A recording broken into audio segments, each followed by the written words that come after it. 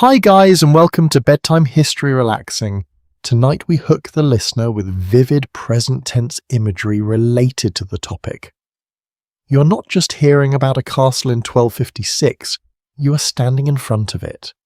Boots sinking into cold mud that is already hardening under a falling wall of snow. The wind does not just blow, it pushes, like something impatient trying to turn you around and send you home. You probably won't survive this kind of night out here without shelter. But luckily, you are not alone, and the gatehouse ahead is still lit like a stubborn ember in the dark. So, before you get comfortable, take a moment to like the video and subscribe, but only if you genuinely enjoy what I do here. Tell me where you are watching from and what time it is in your corner of the world. Now, dim the lights, flow straight into the story, no extra headings.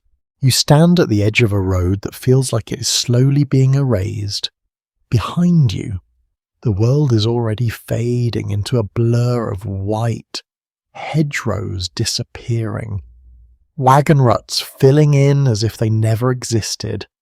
Ahead, the castle gatehouse rises out of the storm like a heavy thought you cannot escape. Stone, dark and damp, with narrow windows glowing faintly like tired eyes. The year is 1256, and this is not a place built for comfort. It is built for control, for survival, for watching who comes and goes when the kingdom feels uncertain. You feel the snow hit your face in sharp, uneven bursts. It is not gentle, it is aggressive, almost personal. Your cloak is already heavy with it, and every step toward the gatehouse feels like walking through water that forgot how to be liquid. Somewhere above you, unseen in the storm, banners whip against wooden poles, though you cannot quite hear them, only the wind gets through clearly. A mainstream historical fact anchors this moment without asking permission in the mid-13th century, during the reign of Henry III in England. Castle building was not just about warfare anymore. Gatehouses like this one often doubled as administrative checkpoints, where taxes were collected and travellers were questioned before they were even allowed to pass. So what you are looking at is not just a military structure, it is also bureaucracy carved into stone. You take another step and the gatehouse feels closer now, almost too close, as if it's been waiting for you longer than you've been walking. The road beneath your feet turns from mud to packed gravel, and then to something harder, colder, almost like it is being swallowed by frost. The snowstorm thickens behind you, and for a moment you think about turning back, but there is nothing behind you anymore that looks familiar enough to return to. The walls of the gatehouse begin to show detail as you approach. You notice arrow slits, narrow and vertical, designed so defenders could watch and strike without exposing themselves. You notice scorch marks near the lower stones, old fire damage from some forgotten conflict. You also notice something strange carved near one corner of the archway, faint spirals and scratches. A quirky medieval habit comes to mind. Some builders carved protective symbols into stone, little marks meant to ward off evil or bad luck, as if geometry could argue with fate itself. A flicker of superstition clings to the air here. Someone once believed this place needed protection beyond soldiers. You cannot help but wonder if those marks still work, or if there were only ever a way to calm the people who built them. As you draw closer, the sound changes. The wind does not just pass you anymore, it moves through you. The gatehouse groans faintly, timber inside shifting under pressure. You are now close enough to see the portcullis, that heavy iron grid hanging like a suspended warning. It is raised just enough for passage, but not enough to feel welcoming. Nothing about this place feels welcoming. There is a sense of layered time here. You are walking the same approach that merchants, soldiers, pilgrims, and messengers once walked.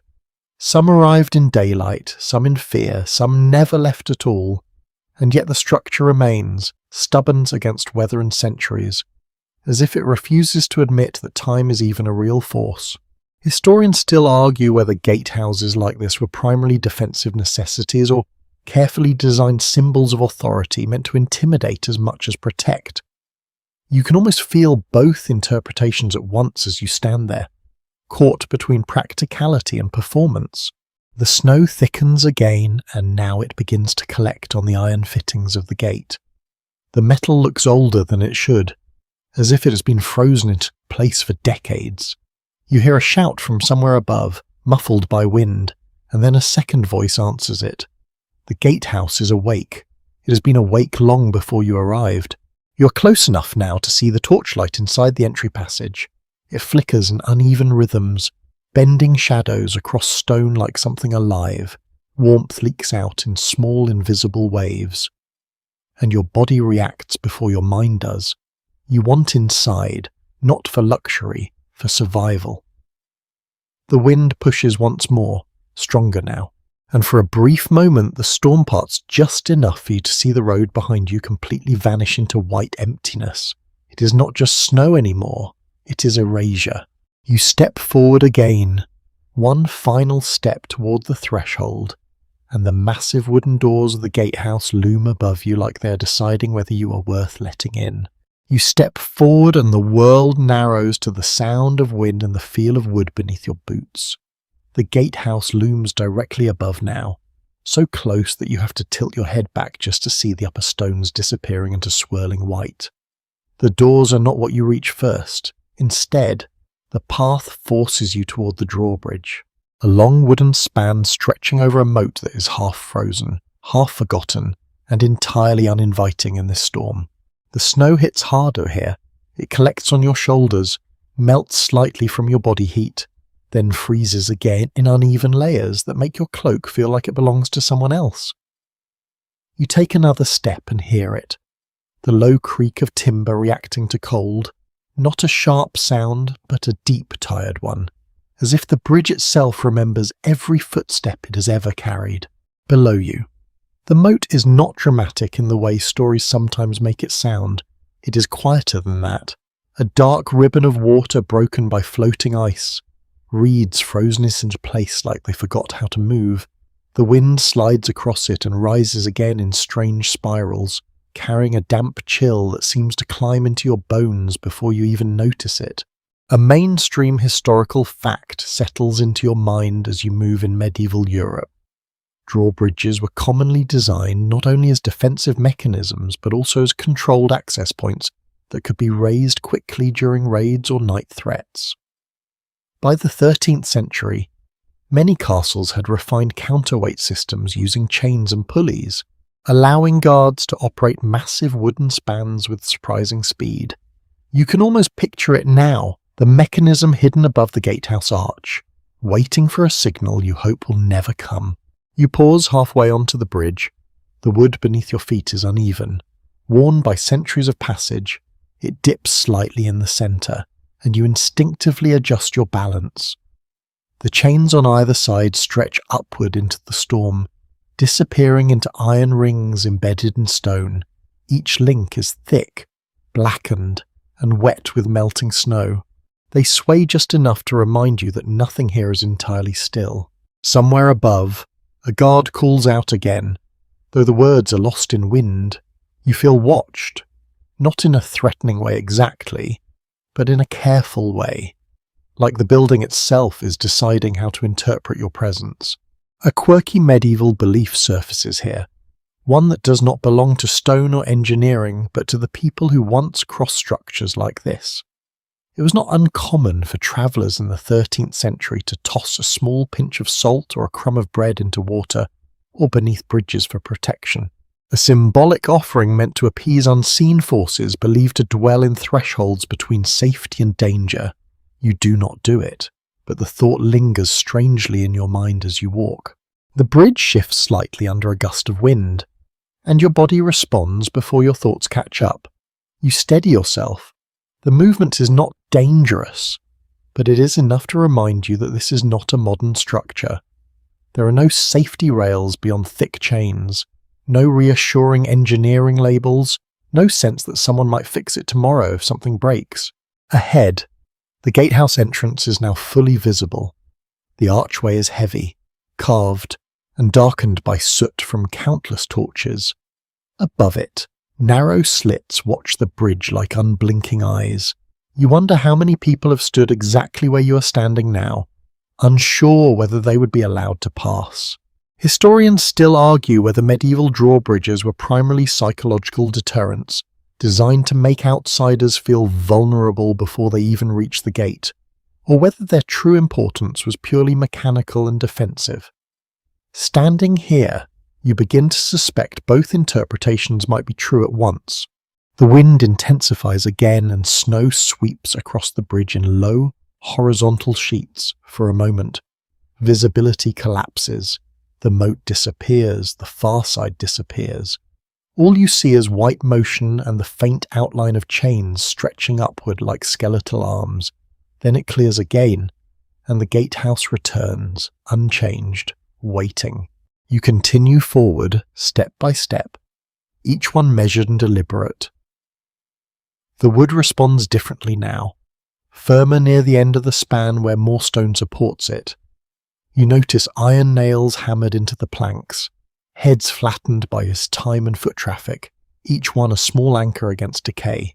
As you near the far end, the sound changes again.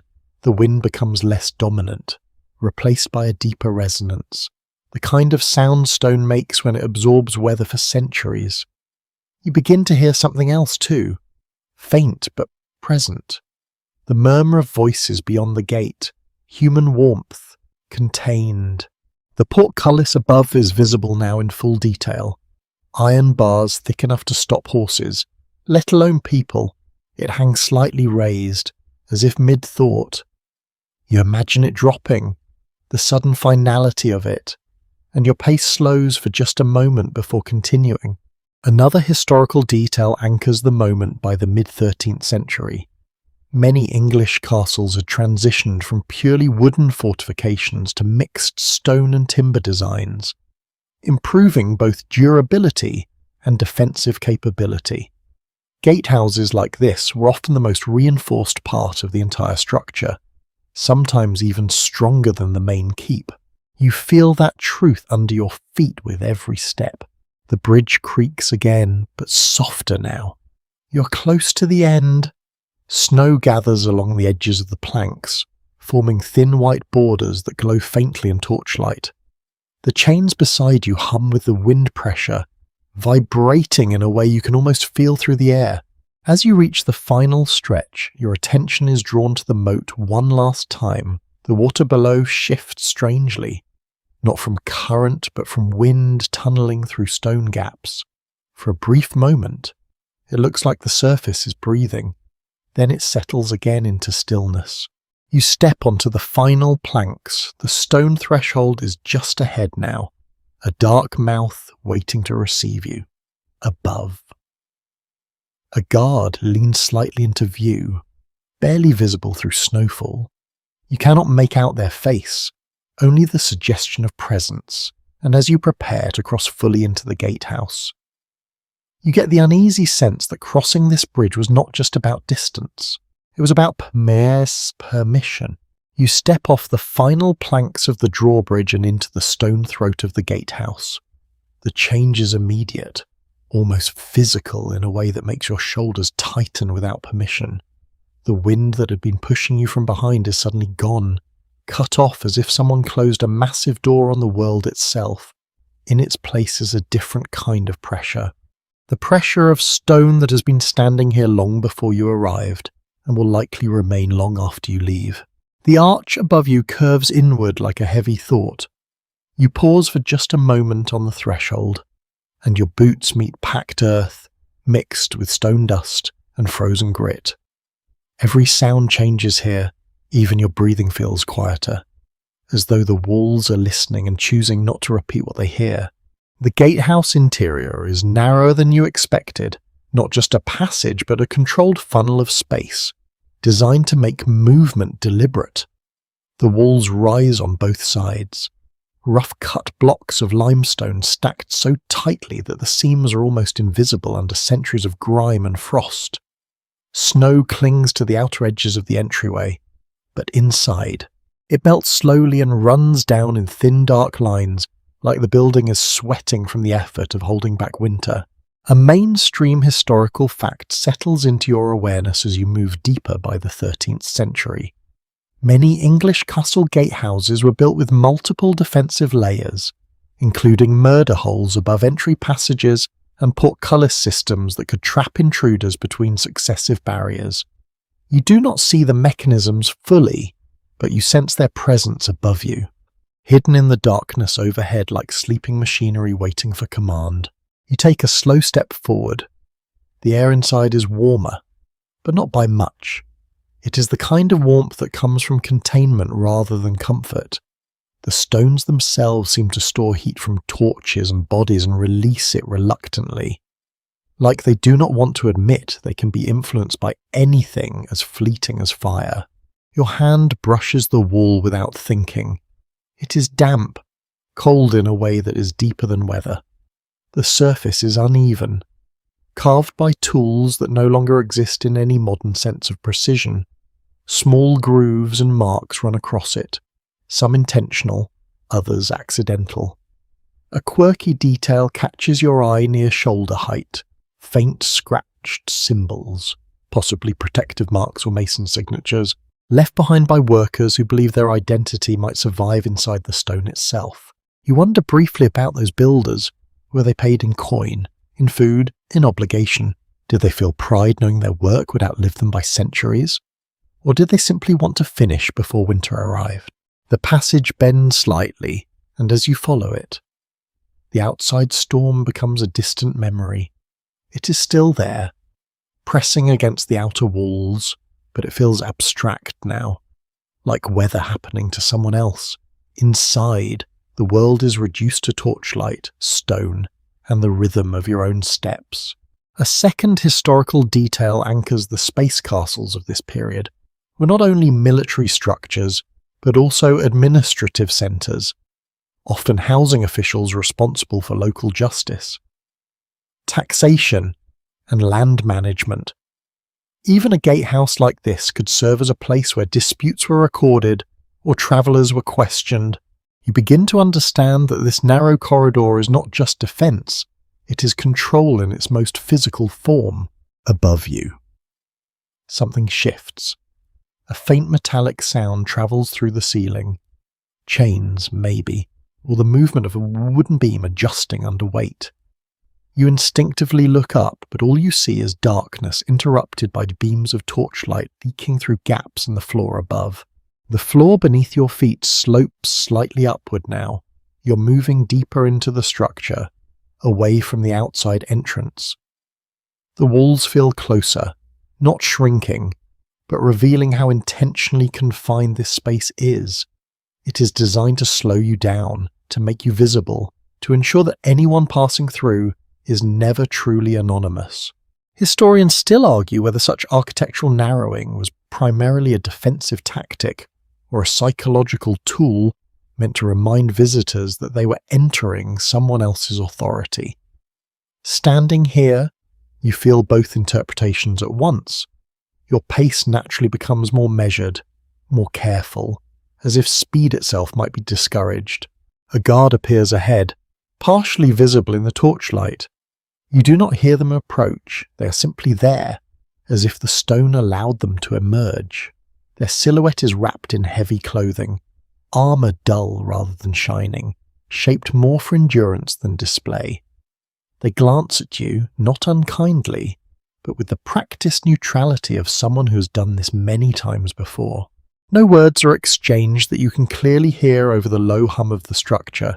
Instead, a small gesture is made, subtle and efficient, indicating you may proceed, or perhaps that you must.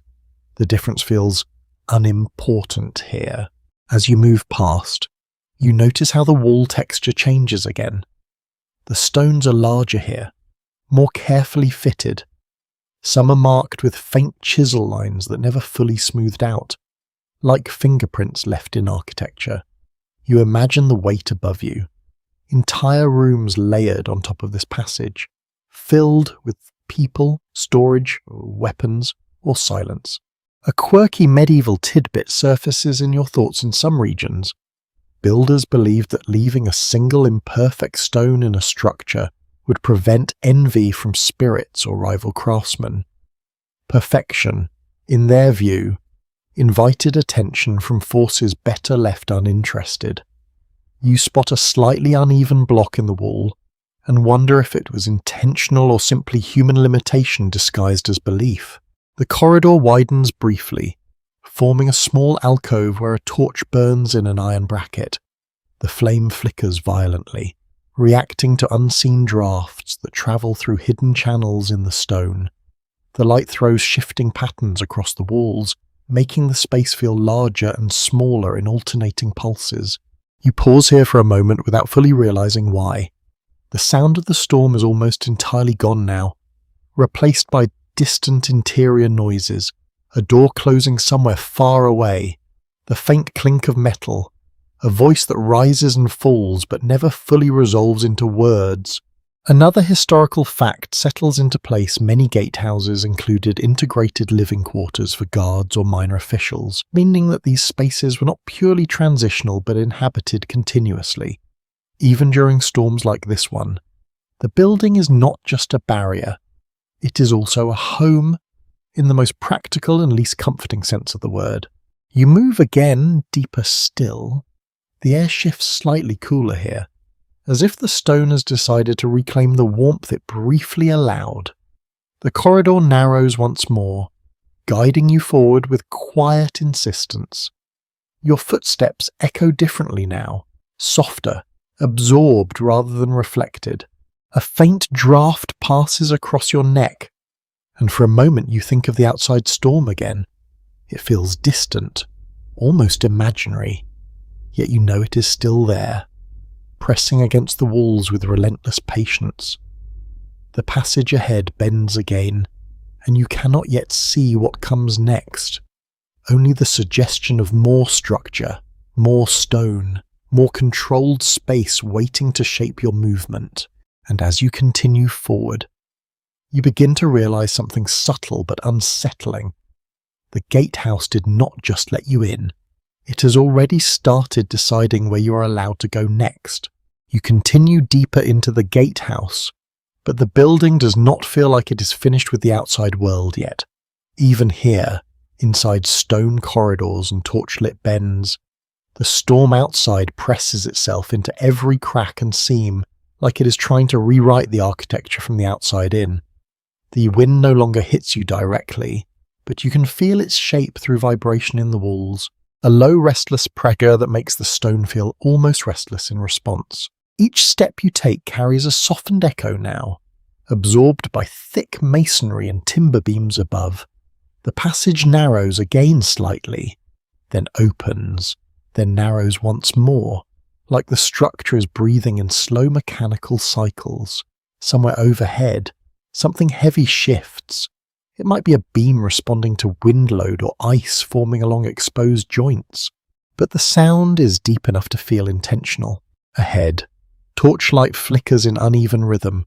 The guards you passed earlier are no longer visible, but you can hear them now in fragments.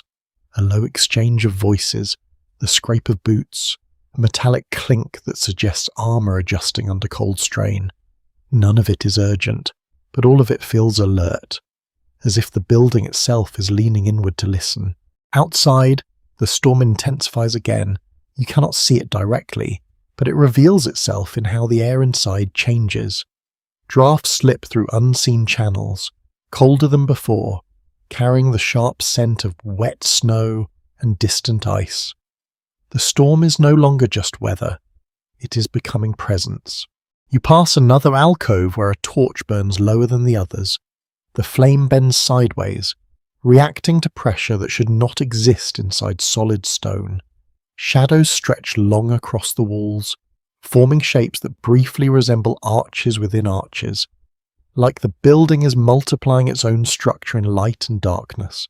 A historical detail settles into place as you move. Surviving administrative records from the 13th century occasionally mention how severe winter storms disrupted travel and communication between fortified sites, sometimes isolating castles for days at a time.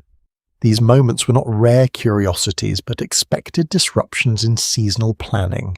You begin to understand that what is happening outside is not exceptional to the people who built this place. It is part of their normal world. The corridor opens into a slightly wider chamber, though still enclosed. Here, the air feels more circulated, as if hidden vents are pulling cold and warm currents through different levels of the structure. You notice iron hooks embedded in the wall, some empty, some holding faded rope or cloth remnants stiff with age. Every object here has a sense of having served a function that no longer needs explanation. A quirky medieval habit comes to mind as you observe the space. In several regions during this era, people would hang small objects like dried herbs, knotted cords, or carved wooden tokens in transitional spaces such as gatehouses, believing these thresholds were vulnerable points where fortune, illness, or misfortune could enter. You spot a small bundle still tucked into a corner, barely visible, and wonder whether it is functional storage or something older in meaning that simply was never removed. The storm outside seems to reach another peak. A distant rumble passes through the stone, not thunder exactly, but the sound of wind compressing against outer walls. The entire structure responds subtly. Dust shifts from beams above. A faint vibration travels through the floor, moving through your feet and into your legs before fading again. You pause without meaning to. The guards are closer now, somewhere behind a half-open door. Their voices are steadier than the storm, grounded in routine. One of them laughs briefly, a small human sound that feels oddly fragile against the scale of weather outside. Some interpretations of medieval weather perception suggest that storms were often read symbolically, not just as meteorological events, but as messages tied to divine will or moral imbalance. However, there is ongoing disagreement among modern researchers about how widely such interpretations influence daily decisions versus being literary exaggerations in surviving texts. Standing here, you can almost feel both perspectives competing in the same space. One practical, one interpretive. You move forward again. The passage shifts direction slightly, guiding you deeper into the gatehouse interior. The stone here is older in appearance, darker, with patches where repairs have been made using slightly different material. You run your fingers along one seam without thinking. It is colder than the surrounding surface, as if it has absorbed more winter than the rest. Another sound emerges now, faint and rhythmic. Not the storm, not the guards, something deeper in the building. A wooden mechanism, perhaps, slowly adjusting under weight or tension. It could be part of the portcullis system or an internal door assembly, responding to temperature contraction. The sound repeats at irregular intervals, like the structure is reminding itself that it is still functioning. A historical note surfaces in your awareness. Castles of this period often required continuous maintenance during winter months, because freezing and thawing cycles could subtly shift mortar and weaken timber supports. Even the most fortified structures were never static. They were always slightly changing, always being corrected by human hands. You notice now that the lighting has changed again. Torches are spaced slightly closer together here, creating overlapping pools of illumination. The effect is disorienting in a quiet way, making distances feel uncertain. A corridor that seemed short becomes longer when shadows stretch between lights. Your sense of depth becomes unreliable. A small, curious detail appears near a doorway. Scratches in the wood that look like tally marks or repeated patterns. Not decorative exactly, but not purely functional either. You imagine a guard counting nights, or perhaps a servant marking time in a place where clocks do not exist in the way you understand them. You continue, and the storm outside briefly subsides into a lower hum, not gone, just temporarily subdued. The silence that follows inside the stone is almost heavier than the noise before it. In that quiet, you become aware of your own footsteps more clearly, each one a reminder that you are moving through a space that predates your understanding of it. There is a subtle shift ahead again, The corridor begins to slope slightly upward, suggesting access to a higher level or internal platform. The air grows marginally warmer, though not comfortably so. It feels more like shared breath than heat. Some historians propose that gatehouse interiors were deliberately structured to disorient unfamiliar entrants, not through complexity alone, but through controlled variation in space, light, and sound. Other interpretations emphasize purely defensive efficiency, where every bend served a clear tactical purpose in this moment. Both explanations feel plausible at once, layered like the stone itself. You reach another threshold, this one marked by a heavier wooden frame reinforced with iron bands. The door is not fully closed. Light spills through the gap in a thin line, flickering as if something beyond it is moving. And as you approach, you realize the storm outside is no longer the only force shaping your experience here. The building itself is beginning to feel like it has its own weather. You push through the slightly open wooden door, and the gatehouse changes again. Not gradually this time, but all at once, like the world has been flipped from one surface to another. The line of stormlight behind you collapses into a narrow seam, and then disappears completely as the door settles back into its frame. The sound it makes is heavy, final, and strangely comforting, like something sealing you away from a world that no longer has access to you. Inside, firelight takes over everything. At first, it is disorienting. The glow is uneven, dancing across stone walls that suddenly feel less like barriers and more like witnesses. Shadows stretch upward and sideways in slow motion, responding to every flicker of the hearth. The air is warmer, but not soft. It carries the scent of smoke that has already soaked into wood, cloth, and stone over years of repeated winters. You stand in what must be the entry hall of the gatehouse, a space designed less for comfort and more for transition. It is where outsiders become known quantities, where weather is left behind, and where decisions about passage quietly begin to form. Your boots step from packed earth into stone-flagged flooring, smoother here but still uneven in places where centuries of foot traffic have worn shallow dips. The heat from the central hearth pushes outward in gentle waves. It is not enough to erase the cold from your bones, but it is enough to remind you that warmth is possible here, even if only temporarily. Around you, the hall is alive with controlled motion. Figures move in and out of shadow, some carrying bundles of wood, others tending to hanging lanterns or adjusting iron sconces on the walls. No one rushes. Everything feels practiced, repeated countless times across winters that likely felt very similar to this one. A mainstream historical fact settles into your awareness as you take in the space. Surviving household records from 13th century noble estates often describe how gatehouse halls served multiple overlapping roles, functioning not only as defensive checkpoints but also as reception areas where travellers, messengers, and minor officials were briefly housed, questioned, or delayed depending on circumstance. You can see that logic embodied here. This is not just a room, it is a filter for human movement. You notice the beams overhead first, dark oak, thick and smoke-stained, with soot collecting in uneven layers that suggest years of steady fire use. Between them, the ceiling is low enough that taller figures would need to be mindful of their posture. Everything about the architecture subtly encourages awareness.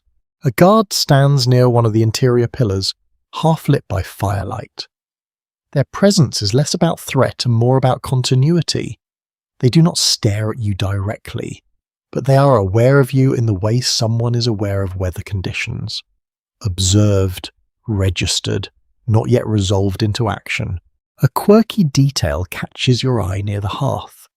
Small stones placed around the edge of the fire pit, some smooth, some oddly shaped, each seemingly placed with intention rather than randomness, in certain medieval regions. It was common for households to incorporate symbolic objects into hearth design, believing the centre of fire to be both a physical and spiritual anchor of domestic stability. Whether superstition, tradition, or habit, it has clearly persisted here in some form. You step closer to the warmth, and the difference is immediate. Not just temperature, but sensation. The firelight softens edges, turning rough stone into something almost familiar. The hall feels less like a passage now and more like a pause. Voices drift through the space, low conversations partially obscured by crackling wood. Words are indistinct, but tone is not. There is routine here, and with it a kind of quiet confidence that the storm outside is being managed without needing to be confronted directly. You notice food being passed along one side of the hall, simple fare, likely bread, broth, and preserved meat. Records from medieval manor accounts often describe winter diets in similar terms, heavily reliant on stored grain, salted provisions, and whatever could be kept viable through cold months. There is no excess here, but there is enough to maintain function. As you watch, you become aware of how structured the space is. Different corners of the hall serve different purposes without needing signs or instructions. One area is clearly for guards resting between shifts. Another is for storage of equipment. Another is for receiving those who have just arrived from outside. It is an architecture of roles as much as stone. A subtle debate among modern researchers about medieval domestic spaces comes to mind, particularly around whether such halls were primarily utilitarian or whether they also served ceremonial or symbolic roles in reinforcing authority. Standing here, you can feel both interpretations coexisting without contradiction. The space is practical, but it also performs its own importance. A gust of air briefly threads through the hall from somewhere deeper in the structure, not enough to chill, but enough to remind you that this building is not sealed. It breathes through unseen gaps and channels, drawing the outside storm into itself in controlled fragments. You glance back toward the door you entered through. It is now indistinguishable from the wall except for a faint outline where cold air still lingers. The storm is still out there, but it feels increasingly distant, like a memory that has not yet finished happening. Someone passes you carrying a bundle of cloth and pauses briefly, acknowledging your presence with a short nod that carries no urgency. You are neither guest nor threat yet. You are simply inside. Another historical note settles into place as you observe the rhythm of the hall. Many fortified structures in this period were designed with layered thresholds specifically to manage both security and climate control, creating multiple transition zones that gradually reduced exposure to external weather, while still maintaining defensive readiness. You are now clearly in one of those intermediary spaces, where survival and structure overlap. The fire pops suddenly, sending a brief scatter of sparks upward. For a moment, they rise into the darkness above like a miniature constellation before disappearing into soot-blackened beams. The sound is small but sharp enough to cut through the steady murmur of the hall. You notice now how your body is responding. The tension in your shoulders has not fully gone, but it has shifted. It is no longer about exposure. It is about observation, about being inside a system that continues whether you understand it or not. A faint smell reaches you, something between wood smoke and damp wool. It clings to everything here, including the people. No one smells clean in a place like this, not by modern standards. But cleanliness is not the priority. Function is. A final movement draws your attention toward a raised section at the far end of the hall. A slightly elevated platform where someone appears to be seated or standing in discussion with another figure. Their conversation is too far to hear clearly, but their posture suggests decision-making, or at least the appearance of it. Some interpretations of medieval governance suggest that spaces like gatehouse halls were intentionally designed to make authority visible and immediate, embedding administrative presence within defensive architecture. Other perspectives argue that such arrangements evolved more organically from necessity rather than design intent. Here, both ideas feel plausible at once. Layered into the same stone reality, you remain near the hearth, the warmth steady now, no longer surprising but gradually accepted. The storm outside continues, but it is no longer your immediate environment. It has become something you are aware of rather than something you are inside, and as the firelight continues to move across the walls, you begin to understand that this place is not simply sheltering you from the storm. It's already shaping how long you will be allowed to stay. The fire in the hall continues its steady conversation with the stone, but the rhythm of the space begins to change as the night deepens. What felt like simple movement before now takes on structure, almost ritual in its repetition. You notice it first in the guards. They are no longer just stationed figures near pillars or doorways, they are moving. At first it is subtle. One guard steps away from the hearth area, adjusts their cloak, and disappears into a side passage. Another replaces them without ceremony, taking position with the quiet certainty of someone stepping into a role that has existed long before their arrival. There is no announcement, no visible signal. The transition is understood, not spoken. You realize this is the beginning of the night watch. The hall seems to respond to it. Conversations lower slightly. Movements become more purposeful.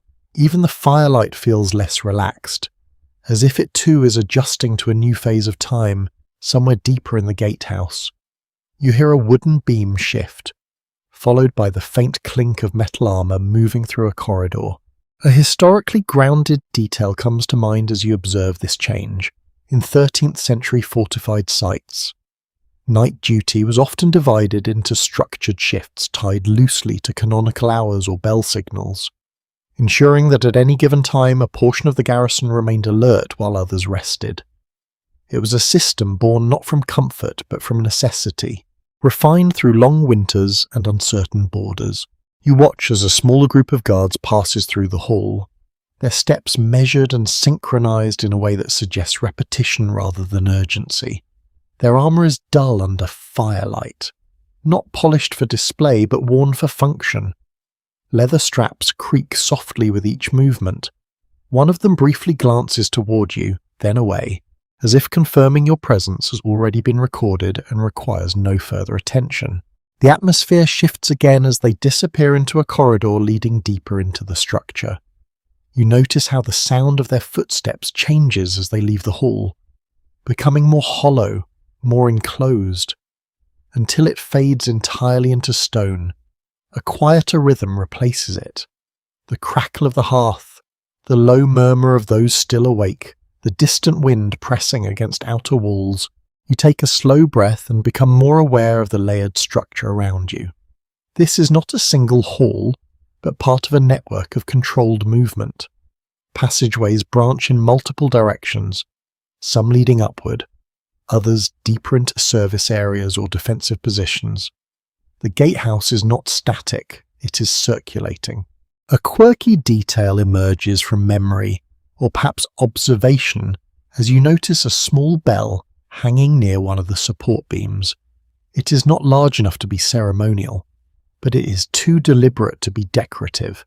In some medieval households and fortifications, small bells or striking devices were used to signal internal changes of watch or to mark time when visibility of the sky was poor during storms.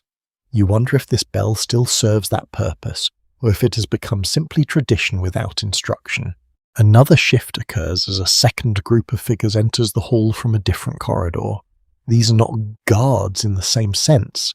Their clothing is simpler, their movements less rigid. Servant or attendants, perhaps, carrying wooden containers and folded cloth. They move toward the hearth and begin tending to it with practiced familiarity, adjusting logs, clearing ash, and repositioning embers to maintain heat efficiency through the night. The fire responds immediately, flaring slightly before settling again into a steady burn. The change in warmth is subtle but noticeable, like the difference between breathing and sighing. A layered historical observation surfaces as you watch this coordination. Many medieval fortified households operated on deeply interdependent labour systems where even routine tasks like fire maintenance and corridor lighting were part of an organised schedule designed to ensure continuous functionality during winter nights. There is ongoing debate among scholars about how formalized these systems truly were versus how much they relied on informal tradition and individual initiative. Here, the structure feels both precise and fluid at once. Roles are clear, but execution is quiet, almost instinctive. You shift your position slightly closer to the fire, noticing how the hall has subtly redistributed itself. People cluster in small functional groups, guards near entry points, servants near supply areas, those resting between duties along the edges of warmth. It is not announced, but it is arranged from somewhere deeper in the gatehouse. A bell rings once, not loud but distinct enough to cut through conversation.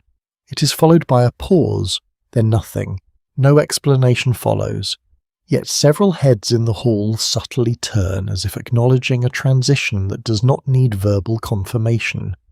Time here is not measured by light anymore. It is measured by signal and repetition. You glance toward one of the narrow passages leading away from the hall. A faint draught moves through it, carrying with it the colder breath of the storm outside. It reminds you that despite the warmth here, the structure is still part of something larger and far less controlled. A historical note settles into awareness again. Accounts from fortified estates in the 1200s often describe how night watch routines became increasingly structured during periods of sustained winter weather. When travel slowed and internal security became more important than external mobility, these periods turned castles and gatehouses into self-contained environments, almost like small temporary worlds cut off from surrounding landscapes. You can feel that isolation forming now. A guard reappears from one of the side corridors, exchanging brief words with another stationed near the pillar. The exchange is too quiet to follow, but the tone is procedural. One leaves, another remains, the cycle continues. A small, curious detail catches your attention near the edge of the hall. On a wooden beam close to the ceiling, there are faint carved lines, not decorative patterns, but repeated marks in uneven clusters. They may be counts of nights served, or simple records of time passing in a place where days blur together during long winters. Some researchers suggest such markings were informal calendars used by guards to track shifts, though certainty is impossible due to lack of consistent preservation. You find yourself imagining the accumulation of those marks over years. Each one a night like this, each one a storm outside, each one a fire kept alive inside. The hall grows quieter again as more of the earlier activity settles into routine. The servants withdraw toward the side spaces. The guards take more fixed positions. The fire remains central but no longer dominant. It becomes part of a system rather than its focal point. You become aware of your own stillness. You are no longer just passing through this structure. You are being held within its rhythms, whether temporarily or for longer than intended is not yet clear. Outside, the storm continues without pause. Inside, it is translated into schedule, movement, and watchfulness. And as the night watch fully takes hold of the gatehouse, you begin to understand that nothing here is ever truly resting. It is only waiting its turn to stay awake again. The firelight in the hall no longer feels like a simple source of warmth. It has become a kind of anchor, something the entire space orbits around as the night settles deeper into its second half. The rhythm of the gatehouse has changed again, almost imperceptibly at first. Then with growing clarity as you begin to notice how little stillness truly exists here. Even when nothing appears to move, something is always adjusting. A guard shifts position near the far pillar. A servant reappears briefly to replace a dying torch, somewhere behind the stone walls. A beam creaks under the slow pressure of cold air outside.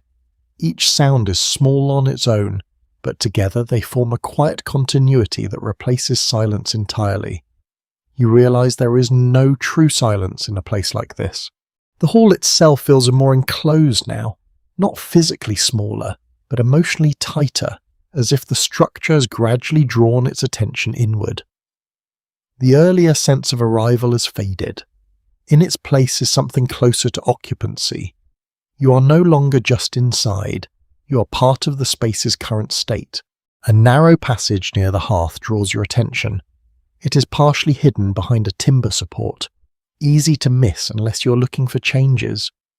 A faint draught moves through it, carrying a colder breath from deeper within the gatehouse.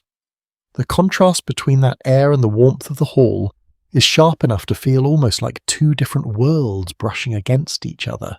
You take a slow step closer without fully deciding to do so. The passage is not wide, it is functional, built for movement rather than comfort. The stone here is less polished, more utilitarian, and the torchlight does not fully reach the corners, leaving uneven shadows that seem to shift when you're not directly looking at them. A historical note emerges in your awareness as you observe it. Surviving building surveys from medieval fortified sites often describe how internal passages were deliberately designed to connect living quarters with defensive positions, ensuring rapid movement during alerts while minimizing exposure to external corridors. You can feel that principle embodied here, not as theory but as spatial reality. You hesitate for a moment, listening. From somewhere deeper within the structure comes a faint mechanical sound, not loud but repetitive, a slow adjustment of wood or iron under tension. It might be part of the portcullis system or a secondary gate mechanism responding to temperature changes. The sound is patient, almost indifferent to time. You notice how your perception of time inside the gatehouse is beginning to blur. There are no windows in sight from this position, only torchlight and shadow, without external reference.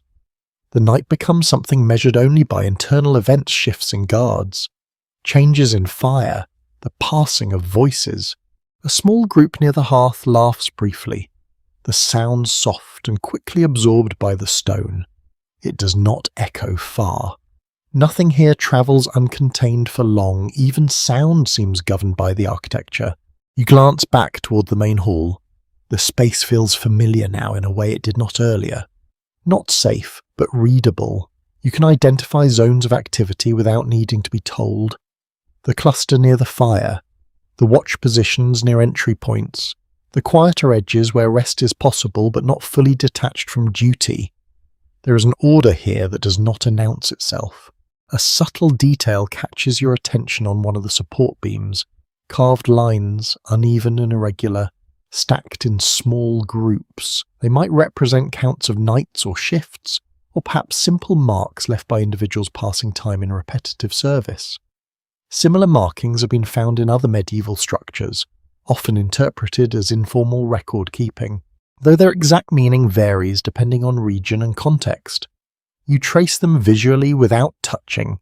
Each cluster feels like a fragment of continuity, evidence that this night is not isolated but part of a long sequence of similar nights layered across years. Another shift in movement occurs near the side of the hall. A guard returns from a corridor you have not yet seen clearly. Their pace is steady, and they exchange a brief nod with another stationed figure. No words are needed. Something has been confirmed or checked. The exchange is complete in seconds. The efficiency of it is striking. You begin to understand that communication here is compressed into minimal expression. Gestures replace explanations. Movement replaces instruction. Even silence becomes a form of coordination. A faint chill passes through the hall again, not strong enough to unsettle the fire, but enough to remind everyone present that the outer world has not softened. The storm remains active, pressing constantly against the outer shell of the gatehouse. You cannot see it, but you can feel its persistence in the way the walls subtly respond. At one point, you notice a servant pause near a wall alcove, adjusting a small oil lamp. The flame flares briefly, then steadies. The act is simple, almost unnoticed by others, but it changes the quality of light in that section of the hall, altering shadows that stretch across the floor. Small actions here have visible consequences. You shift your weight slightly and realize your body has begun to adapt to the environment. The earlier tension from arrival has loosened, replaced by a more alert stillness. You're no longer reacting to every sound. Instead, you're interpreting them from deeper within the gatehouse. Another sound rises. This one is different. It is not mechanical or human speech. It is rhythmic, slow, and uneven.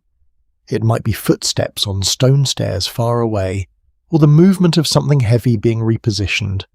It fades quickly, leaving uncertainty behind. A quiet uncertainty is normal here. You find yourself drawn again to the narrow passage near the hearth. It feels less like a corridor and more like an invitation that has not yet been fully formed. The warmth of the hall does not extend far into it. Beyond a certain point, torchlight thins and the shadows reclaim the surfaces. You do not step inside, but you observe more carefully now. There are faint differences in the stonework here compared to the main hall. Slight variations in block size and alignment suggest repairs or expansions over time. Medieval fortifications were rarely built in a single continuous phase. Instead, they evolved, with additions layered onto earlier foundations as needs changed. Some interpretations of castle development suggest these internal passages often reveal the chronological history of the structure more clearly than exterior walls, because they preserve traces of modification that were never intended to be seen directly. That idea makes the corridor feel less like a path and more like a record. A guard passes behind you, close enough that you notice the faint scrape of leather and metal. They do not acknowledge you, but their presence reinforces the sense that movement here is always observed, even when not directly supervised. The hall remains active, but subdued. The earlier intensity of arrival has fully transitioned into sustained operation. The gatehouse is not reacting to your presence anymore. It has already incorporated it into its current state, and as you stand near the edge of the firelight, looking toward the dim passage that leads deeper into stone, you begin to feel the quiet certainty that this building is not finished revealing itself to you yet. It is simply waiting for the next turn in the night. The firelight behind you feels slightly farther away now, even though you have barely moved. It is a subtle illusion created by the way the hall opens and narrows in uneven proportion, pulling attention in different directions depending on where you stand. Ahead, the gatehouse does not present a single clear route so much as a series of implied choices, each one shaped by shadow, torch placement, and the quiet logic of medieval construction. You begin to notice how the building guides movement without ever explicitly directing it. A narrow incline to your right leads upward into a dim corridor. A wider archway to your left disappears into a more heavily shadowed passage where the air feels cooler. Straight ahead, the hall continues, but it bends slightly out of sight, suggesting depth that is not immediately accessible. None of these paths are marked, yet each feels intentional. You remain near the edge of the hearth light for a moment longer, observing how people continue their routines around you. The guards maintain their positions, rotating with quiet precision. Servants move between storage alcoves and fire stations with practiced familiarity. Even those resting do so in a way that suggests readiness, rather than full withdrawal. There is no true inactivity here. A historical detail becomes relevant as you observe the structure of movement. Accounts from medieval fortified households often describe how internal circulation was deliberately layered, separating routes based on function rather than hierarchy alone. Warm corridors for occupied living spaces, colder passages for service movement, and restricted stairways for defensive access. You're standing at a junction where all three principles seem to converge. You notice a faint change in temperature as you step slightly away from the hearth. It is not dramatic, but it is immediate. The warmth here is spatial rather than atmospheric, concentrated in zones rather than distributed evenly. The further you move from the fire, the more the building reveals its colder structure beneath. A faint sound draws your attention upward, not loud but distinct. A chain moving through a pulley system somewhere above the ceiling. The sound is slow, deliberate, and intermittent, suggesting adjustment rather than action, possibly part of the portcullis mechanism or an internal gate system resetting tension after earlier movement. The sound fades, leaving a heavier quiet in its place. You glance toward the upper beams again. Shadows cluster in the corners where torchlight does not fully reach. The architecture above feels denser than the space below, as if additional rooms, walkways, or storage areas are stacked in layers you cannot directly see. Medieval gatehouses were often vertically complex, with multiple floors serving different defensive and administrative purposes. Some surviving architectural studies suggest that these upper levels were not just military positions, but also living quarters for key personnel, blending domestic and defensive functions in ways that modern buildings rarely replicate. That idea reshapes how you perceive the space above you. It is not empty. It is occupied in ways you cannot directly observe. A guard passes near you again, this time carrying a small lantern shielded by metal casing. The light it produces is narrower and more focused than the hearth, designed for movement rather than atmosphere. They disappear into one of the side corridors without hesitation. You realize that movement here is not random. It is continuously coordinated through invisible systems of timing and familiarity. You take a few steps toward the right-hand incline. The slope is shallow but noticeable, rising gradually into a corridor that feels less inhabited.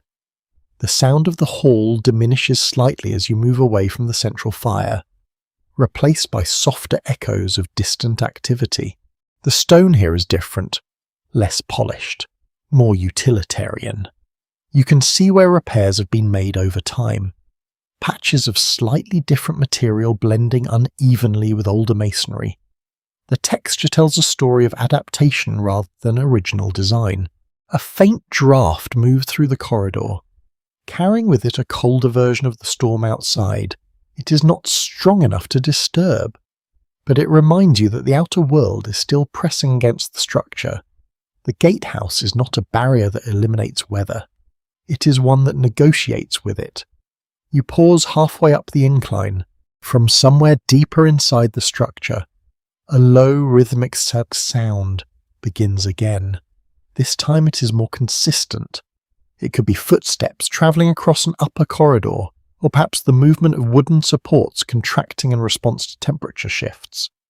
Medieval buildings often produce such sounds during winter nights, as materials expanded and contracted in uneven cycles. The sound repeats and then fades. A subtle sense of layering becomes more pronounced here. You are aware not just of horizontal space, but vertical depth.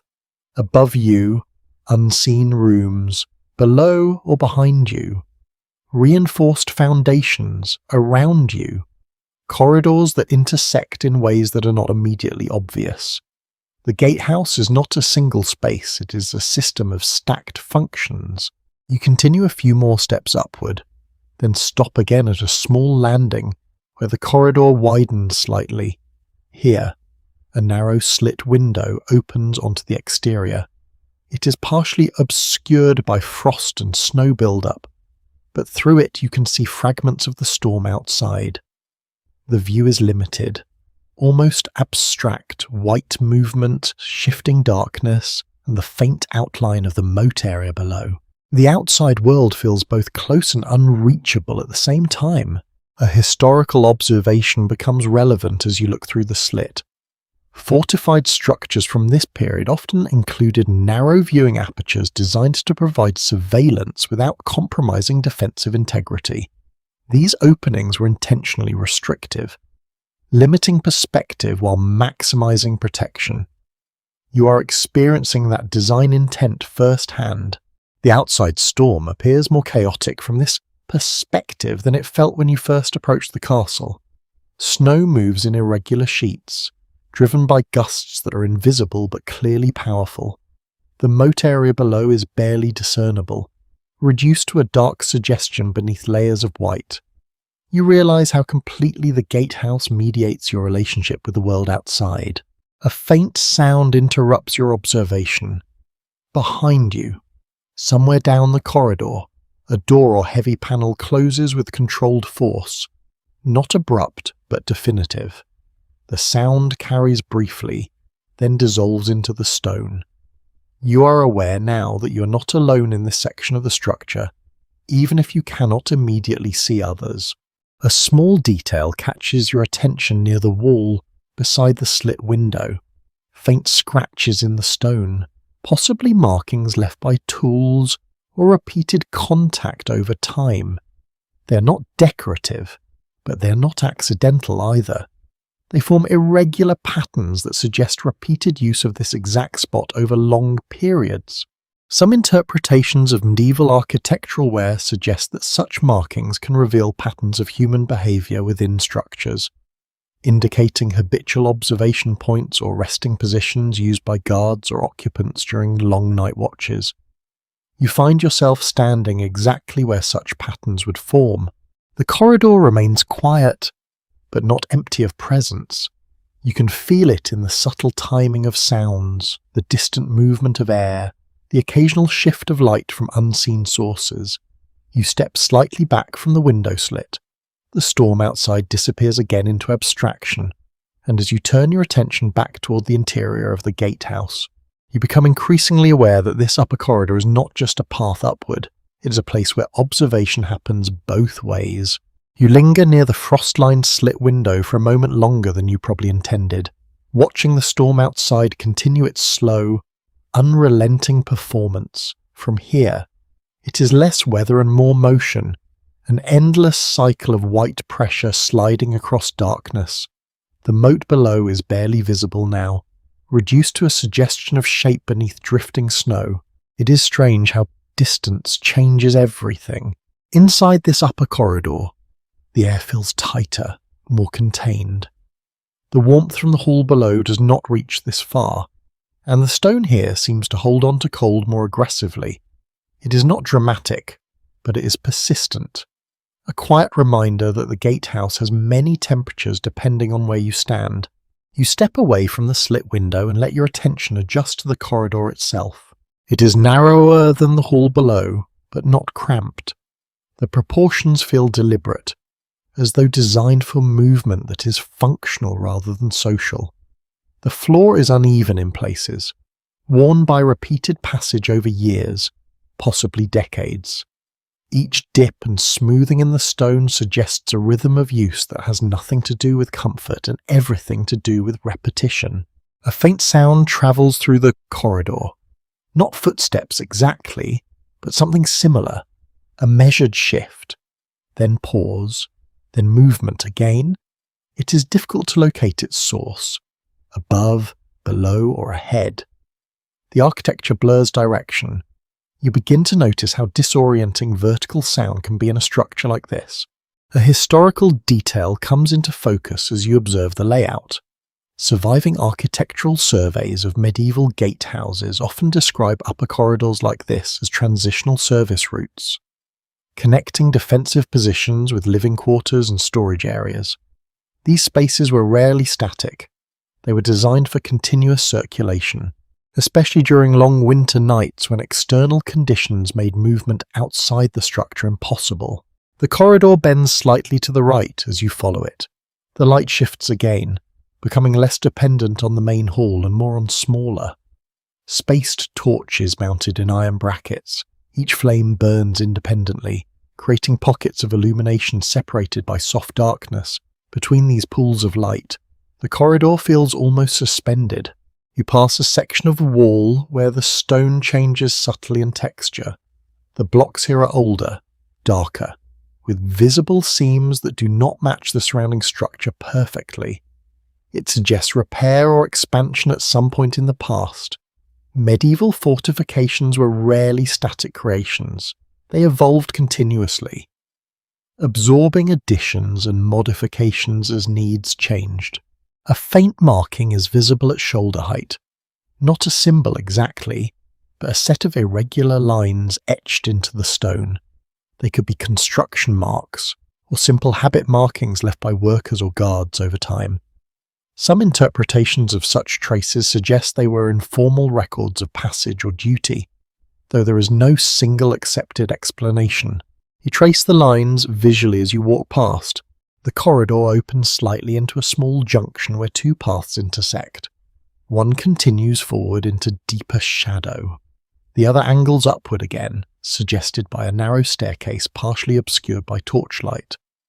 The steps are worn at the edges, indicating long-term use, especially along the inner curve where feet would naturally fall more heavily. You pause at the base of the stairs. From above, a faint sound emerges, not mechanical this time, but more organic, a soft shifting, perhaps cloth or movement against wood. It is brief, then gone. The silence that follows feels deliberate rather than empty. You begin to understand that this level of the gatehouse is not isolated. It is part of a layered structure of activity occurring above and below your current position. A subtle memory of medieval household organization becomes relevant here. In many fortified residences of the 13th century, upper levels of gatehouses were used for both defensive oversight and residential function, often housing officers or senior guards responsible for coordinating night operations. These spaces were not purely military or purely domestic. They existed in a hybrid state, shaped by necessity rather than strict categorization. You glance up the staircase again. The steps curve slightly as they rise, disappearing into a dim section where torchlight does not fully reach. The architecture here seems to compress sightlines, ensuring that no single vantage point reveals too much of what lies beyond a given turn. It is a design that controls knowledge as much as movement. A faint draft moves down the staircase, carrying with it a colder version of the air from outside. It suggests an opening or ventilation point higher up, possibly another slit window or external access point. The storm outside still influences this interior space, even at this depth within the structure. You take a cautious step upward. The stone beneath your feet responds with a muted sound, absorbed quickly by surrounding walls. Each step feels slightly different, as though the staircase was built or repaired in phases rather than as a single continuous structure. The variation is subtle but noticeable once you begin paying attention. As you ascend a few more steps, the soundscape changes again. The distant murmur of the hall below fades further, replaced by a quieter, more isolated acoustic environment. Here, even small movements feel amplified in awareness. If not in volume, the corridor behind you becomes less distinct, as though it is slowly detaching from your immediate perception. You are now in a transitional vertical space. A small landing appears midway up the staircase. It's barely wide enough to pause comfortably, but it provides a brief break in ascent. From here, you can see a fragment of the corridor below, lit in uneven intervals by torchlight. The hall feels distant, almost separated by the layers of stone and intent. You notice a faint carving near the landing wall. It is older than the surrounding stonework in appearance, though difficult to date visually. The markings are irregular, possibly symbolic or simply habitual scratches accumulated over time in some medieval contexts. Such marks are interpreted as informal identifiers left by individuals who regularly use specific routes within large fortified structures. The idea of repeated human presence embedded into stone feels appropriate here. Above you, the staircase continues into deeper shadow. The air grows slightly warmer again, suggesting proximity to another occupied level or enclosed chamber. The variation in temperature across short vertical distances is striking, shaped entirely by internal circulation rather than external weather. A faint sound returns, this time clearer. Footsteps above, slow, deliberate, moving across wood or stone flooring. They pause briefly, then continue. You cannot determine direction precisely. Only that movement is occurring somewhere just beyond visual reach. The sense of layered occupation becomes stronger. You remain still for a moment, listening. The gatehouse is no longer experienced as a single environment. It is a stack of overlapping activities, each operating independently yet connected through structure. Below, the hall continues its controlled rhythm. Around you, the staircase holds quiet tension. Above, unseen rooms suggest additional layers of function and presence. There is no single center here, only continuity across levels. You shift your focus upward once more. The staircase invites continuation without instruction. No barrier is visible, no guard in immediate sight. Yet the design itself implies awareness. Every step forward increases visibility to unknown spaces, while reducing your connection to what lies behind. And as you stand on the landing between levels, you realize the gatehouse is no longer just sheltering you from the storm. It is organizing where you are allowed to exist within it. You remain on the narrow landing for a moment longer than expected, not because you are unsure of where to go, but because the space itself seems to ask for a pause. The staircase above continues into a dim stretch where torchlight thins and shadows gather more densely. While behind you the corridor you came from feels slightly more distant than it should, as if the building is gently stretching space between its layers. The gatehouse is no longer something you are simply moving through. It is something you are moving within. You take another step upward. The stone beneath your boot is colder here, and the sound it produces is slightly different too, more contained. As though the staircase absorbs impact rather than reflecting it. The air shifts subtly as you climb, carrying faint differences in temperature that suggest separate zones of occupation above and below. A faint echo of movement travels somewhere overhead. Not clearly footsteps this time, but the suggestion of activity, like fabric brushing stone or wood shifting under weight. It is impossible to place precisely, which makes it linger in your awareness longer than a defined sound might. As you continue upward, the staircase curves gently, narrowing your line of sight. The architecture here is not chaotic, but it is layered in a way that limits what you can see at any given moment. Each turn reveals only a portion of what comes next. You begin to understand how intentional that is. Surviving structural descriptions of medieval gatehouses suggest that upper stair systems were often designed with controlled visibility, ensuring that movement between levels could be monitored or restricted if needed, even when not actively used for defense. The geometry itself served a regulating function. In this moment, that design feels less like theory and like atmosphere. You reach another small bend where the stair widens briefly. A faint torch is mounted here, but it burns lower than the others, its flame unstable, flickering as if responding to unseen drafts. The light it produces is uneven, stretching shadows across the curved wall in slow motion. You pause beside it. The stone here carries a different texture again, smoother in some areas, rougher in others, as though multiple phases of construction overlapped without full alignment. It suggests modification over time rather than a single unified build. Medieval fortifications were often expanded in response to need rather than design consistency, and that patchwork quality is still visible in places like this. A small marking appears near the edge of the wall. It is not immediately obvious, but once noticed it is hard to ignore. A cluster of shallow scratches, irregular in spacing, possibly left by repeated contact or by someone marking passage over time. In some fortified residences, such marks have been interpreted as informal indicators of duty cycles or movement routines, though no single explanation fully accounts for all examples. You run your gaze over it without touching. Above you, the staircase continues into a darker segment where no torch is visible. The absence of light changes the feeling of the space.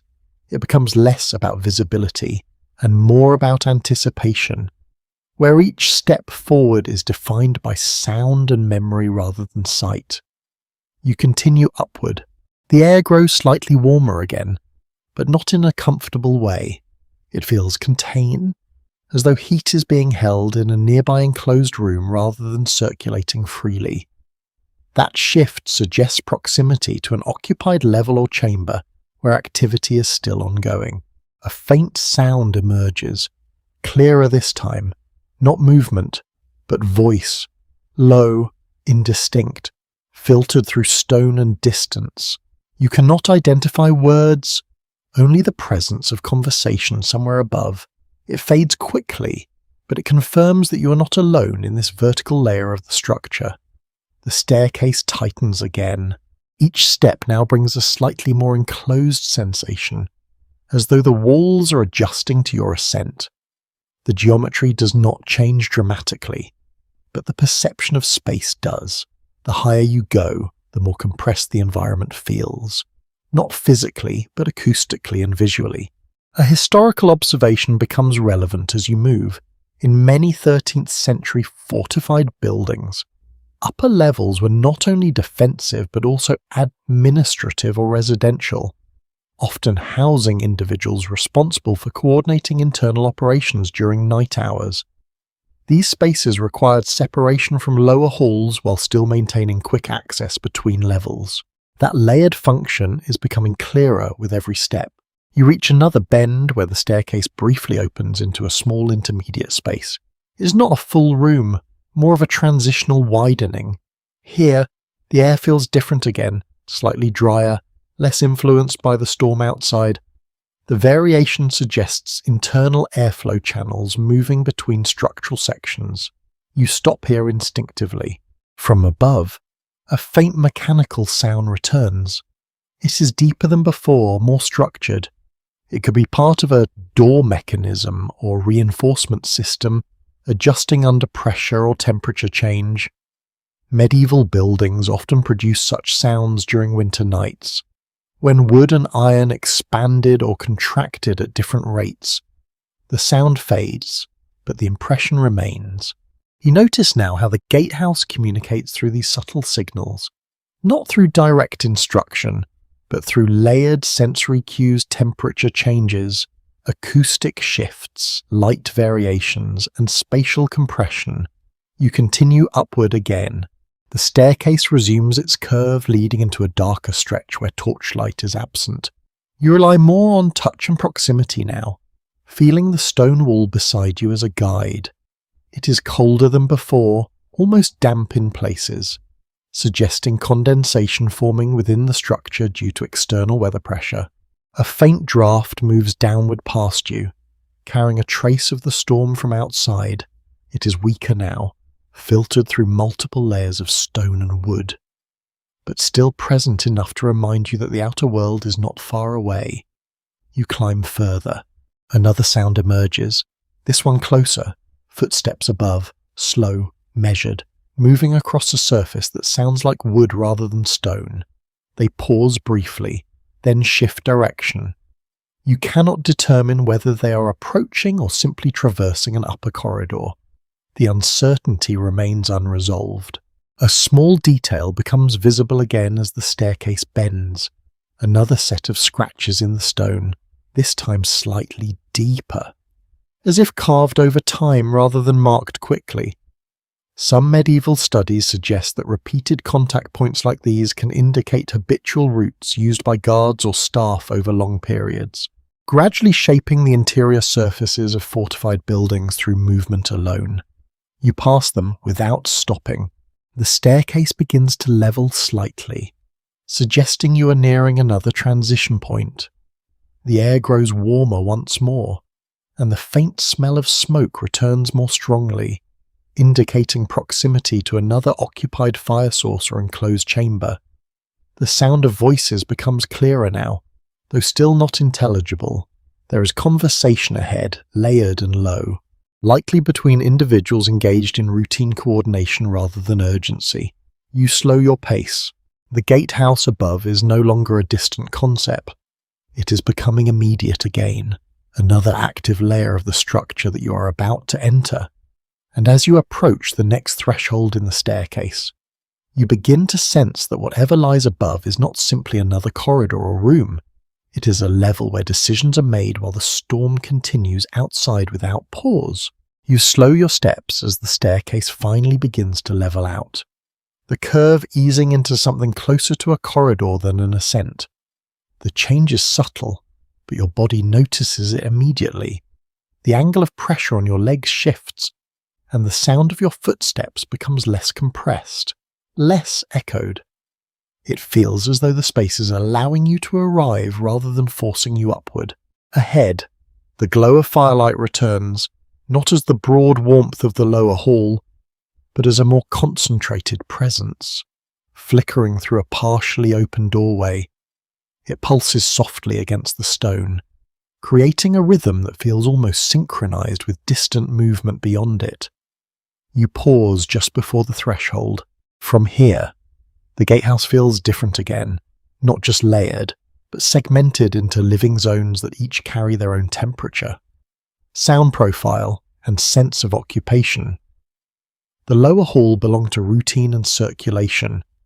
This level feels more enclosed, more deliberate, as if access here is not incidental but controlled. A faint murmur of voices drifts through the opening, still indistinct but more structured than before.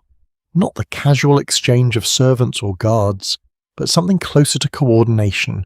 You catch fragments of tone rather than words, enough to suggest discussion rather than idle speech. You step forward.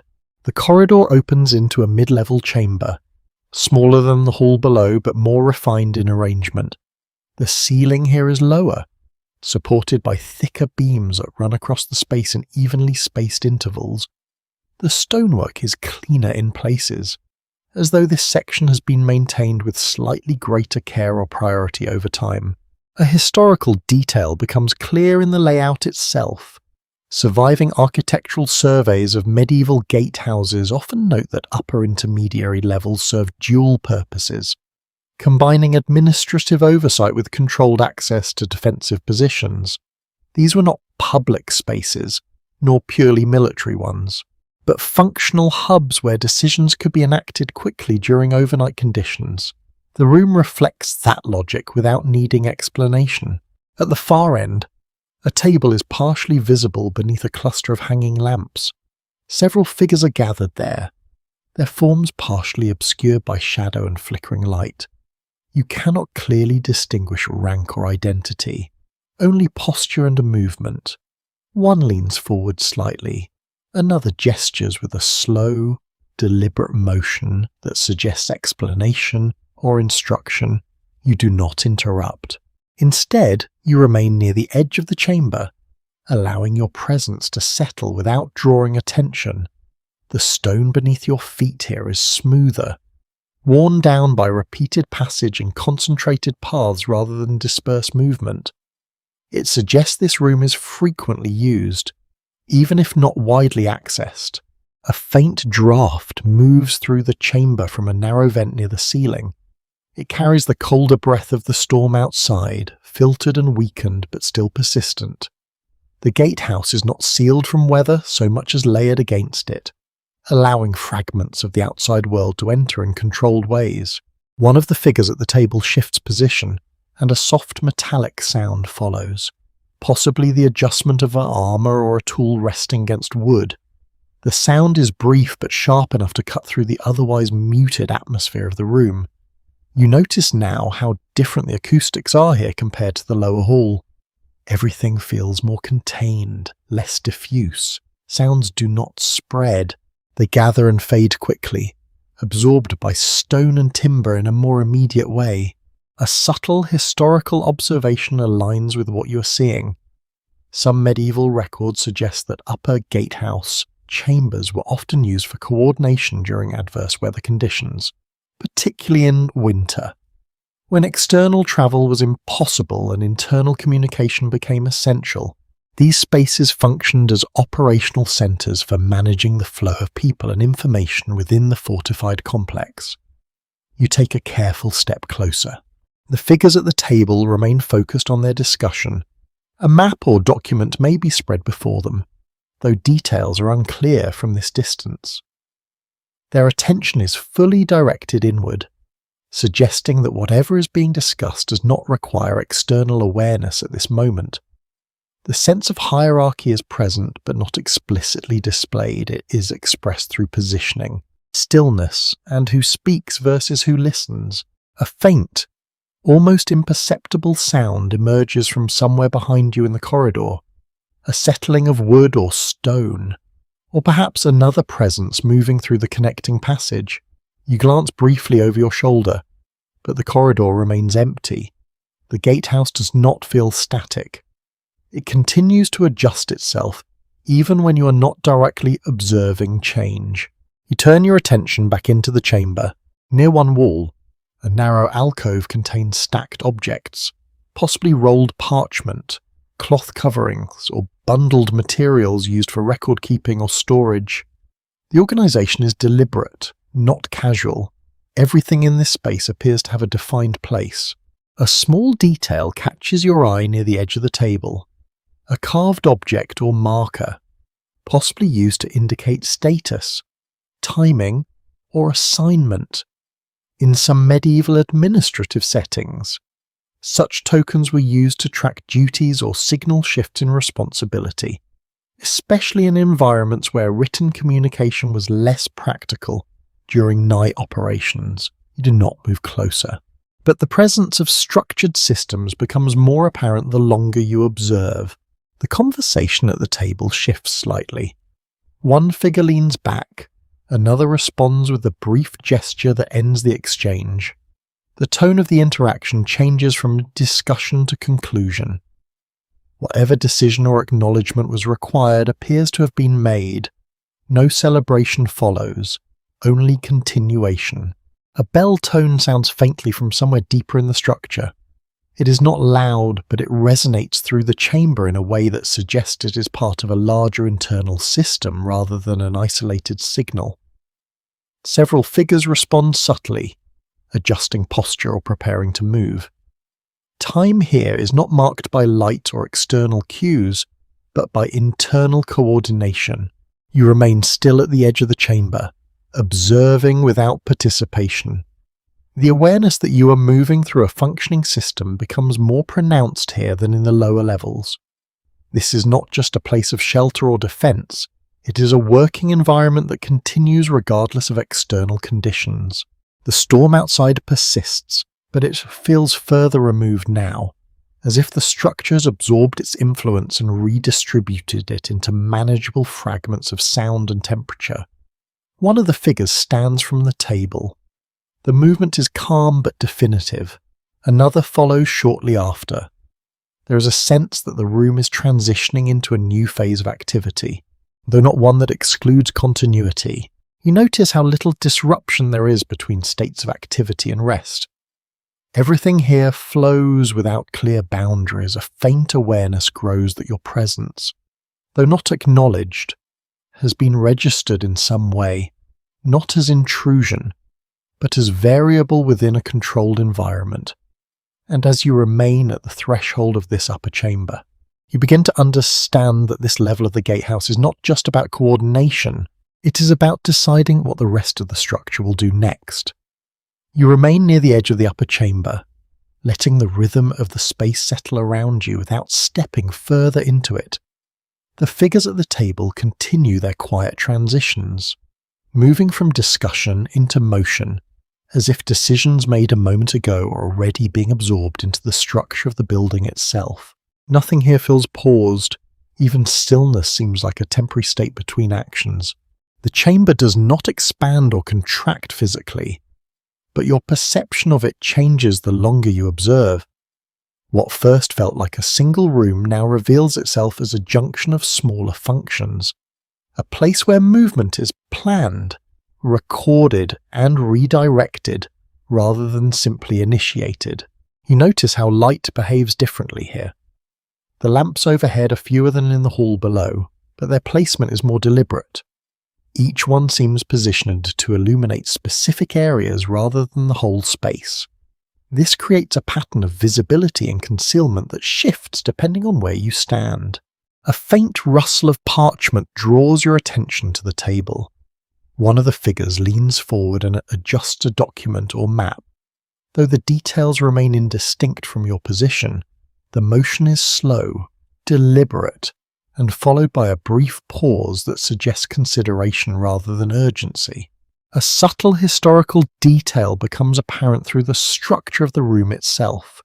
In many fortified residences of the 13th century, upper administrative spaces were arranged to allow rapid communication between decision-makers and those responsible for execution of orders. These rooms often functioned as intermediaries between command and action, especially during periods when external conditions restricted travel or communication beyond the walls. That principle is visible here without needing explanation. You shift slightly to your left, keeping to the edge of the chamber. The stone underfoot is smoother here, worn into subtle curves by repeated movement over time.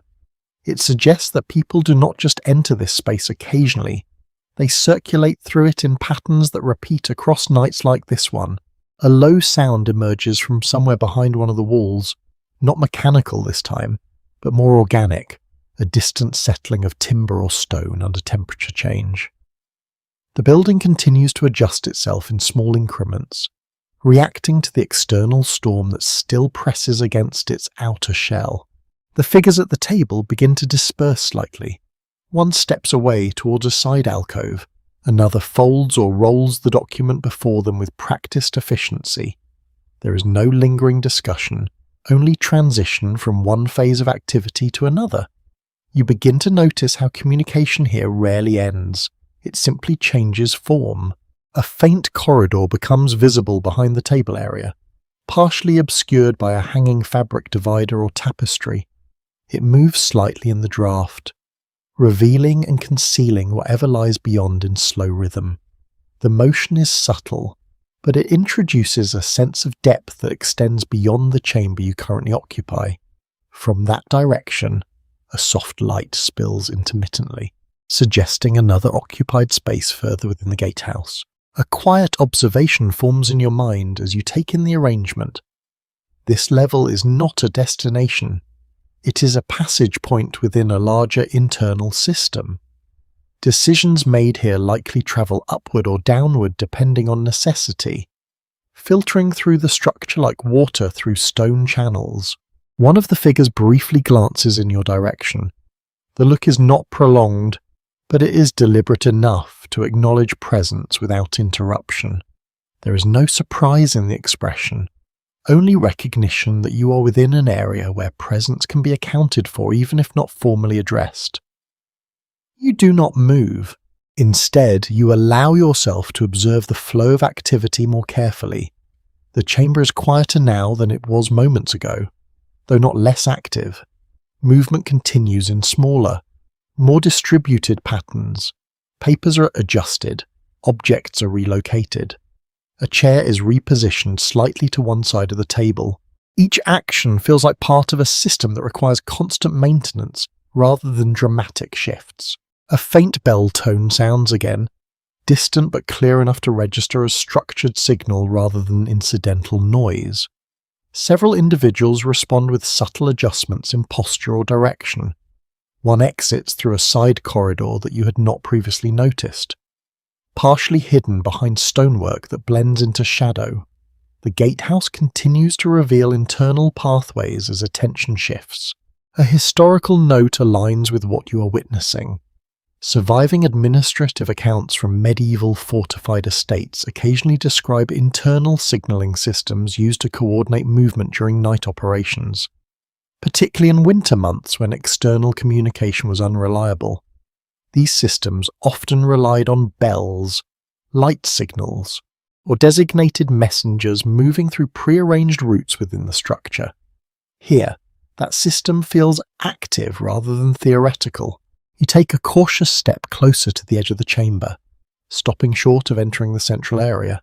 From this vantage point, you can see more of the table and the surrounding arrangement. The surface holds multiple layered items, though none are clearly defined enough to identify precisely. The sense is of organized complexity rather than clutter. A faint draft passes through again, this time stronger.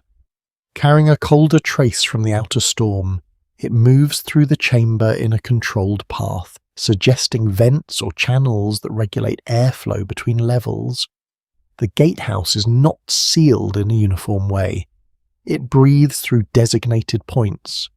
You notice how the temperature shifts subtly with each movement of air, warmer near the lamps, cooler near the edges, and colder still near the hidden openings in the stone. The figures who remain in the chamber begin to separate further. One moves toward a staircase or corridor you had not previously registered. Another remains briefly near the table before extinguishing or dimming one of the lamps. Reducing illumination in a specific section of the room, light here is actively managed. A quiet realization settles in that this management is not just about visibility, but about directing attention. What is seen, when it is seen, and from where it is seen all appear to be part of an underlying system of control. You remain at the boundary of that system, observing without fully entering it, from deeper within the gatehouse. Another sound emerges. This one is softer, rhythmic, and more continuous. It could be movement along a corridor or the operation of a mechanism responding to temperature or pressure changes. It fades and returns in irregular intervals, never fully resolving into a clear source.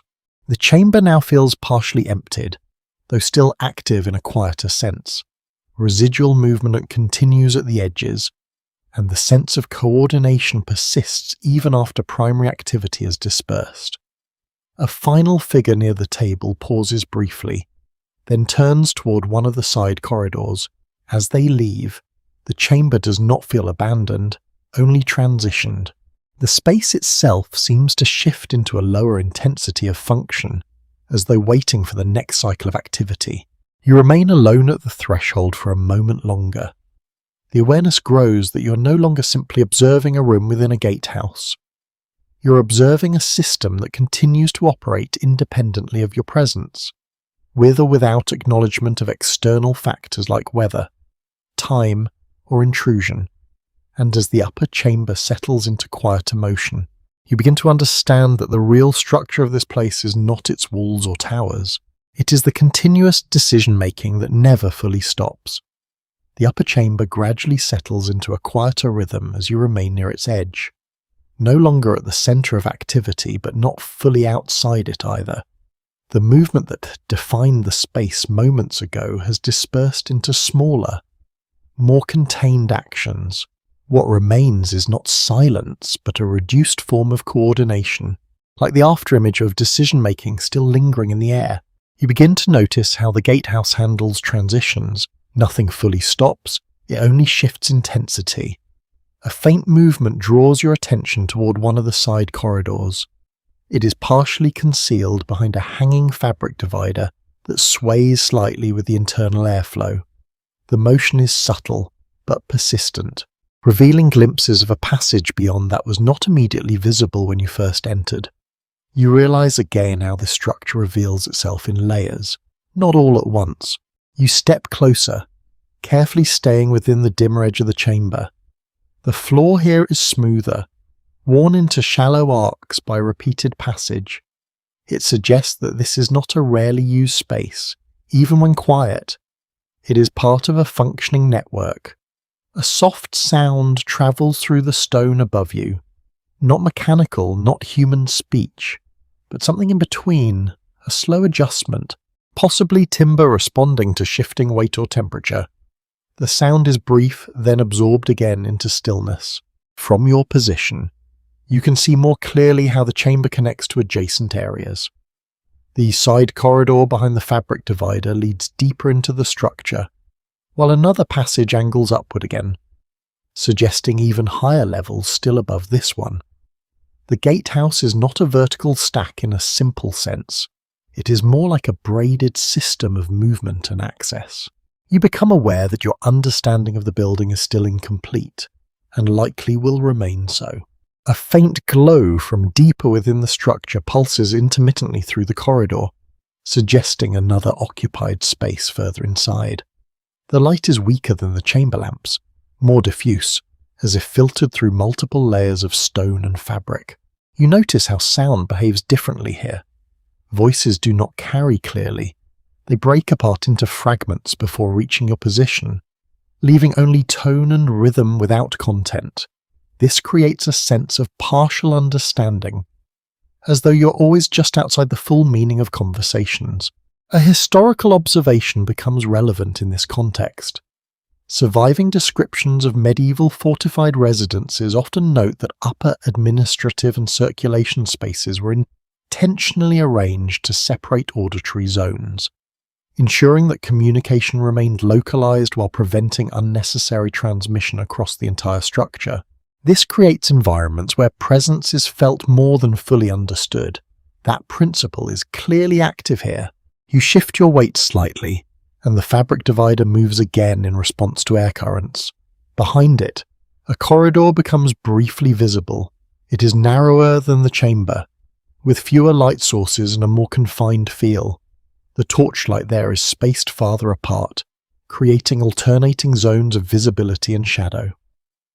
For a moment, you consider stepping into it, but remain where you are.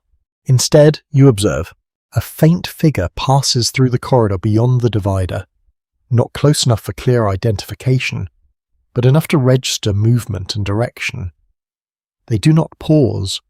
Their pace suggests familiarity with the route, as though this passage is part of a routine cycle rather than a deliberate journey. You begin to understand that this level of the gatehouse is defined by continuity of movement rather than presence in a single space.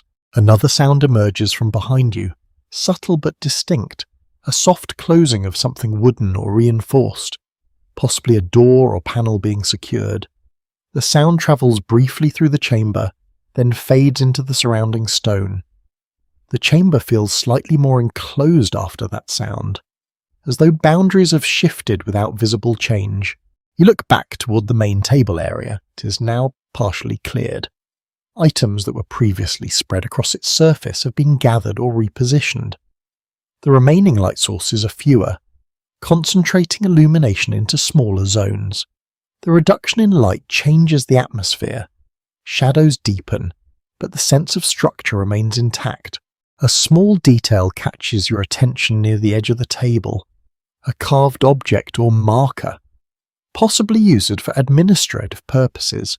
Its function is not immediately clear, but its placement suggests it plays a role in organization or identification within this space. Objects like this are often found in surviving inventories from medieval estates, though their exact use varies widely depending on region and context. You do not approach it further, but the presence of structured tools reinforces the sense that this chamber is part of a larger system of coordination. A faint draft moves through again, this time more noticeable. It carries the colder edge of the storm outside, filtered through multiple layers of stone and passageways. The gatehouse does not block the weather entirely, it moderates it, distributing fragments of it internally. You become aware of how weather here is not an external condition but an internal influence. The corridor behind the divider becomes active again. Another figure passes through, this one moving in the opposite direction from the earlier one. Their motion is slower, more deliberate. They pause briefly near an intersection you cannot fully see, then continue onward. There is no verbal exchange audible from your position, only movement and timing. A subtle sense of coordination emerges from these patterns. People are not simply moving through space, they are responding to an internal rhythm that governs when and where movement occurs. You remain at the edge of this system, observing its flow without entering its center. A faint bell tone sounds again, distant but structured. It is followed by a brief pause in movement within the chamber. Not a full stop, but a momentary adjustment. Then activity resumes, lightly reoriented. You begin to see how even sound functions as instruction here. The chamber feels quieter now than it did earlier, but not emptier. It has shifted into a lower intensity of operation. The remaining figures move with reduced frequency, suggesting that the earlier phase of coordination has concluded or transitioned into another level elsewhere in the structure.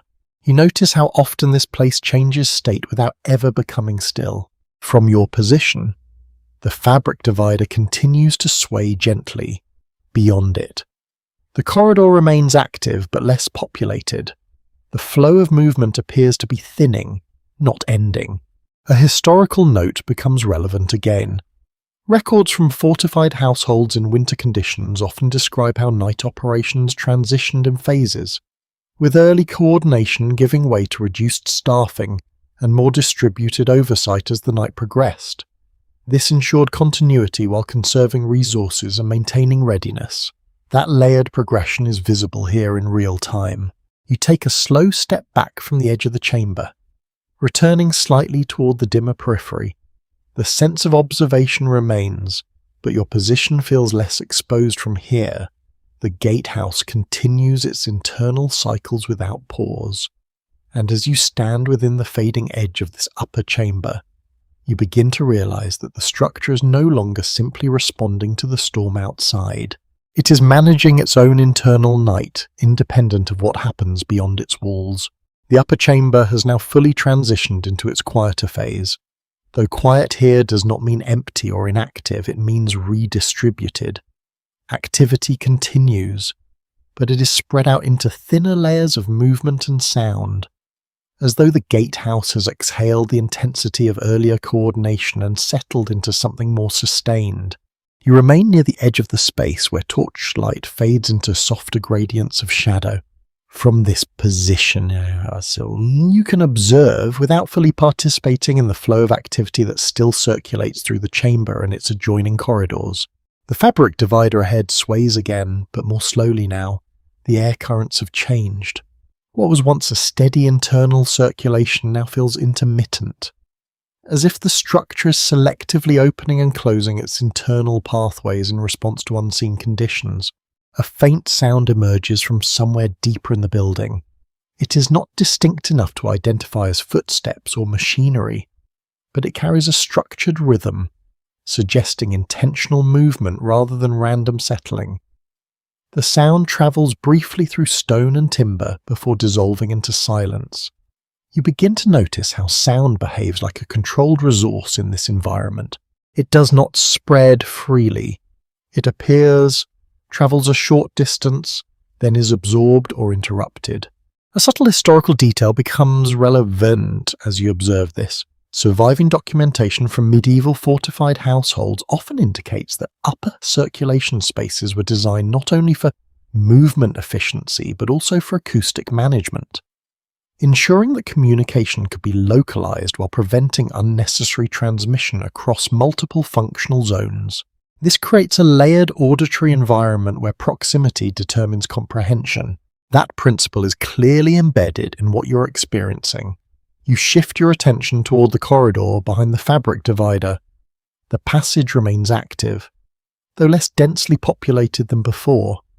Movement occurs in spaced intervals rather than clusters, suggesting that the earlier phase of coordinated activity has concluded and transitioned into a maintenance or monitoring stage.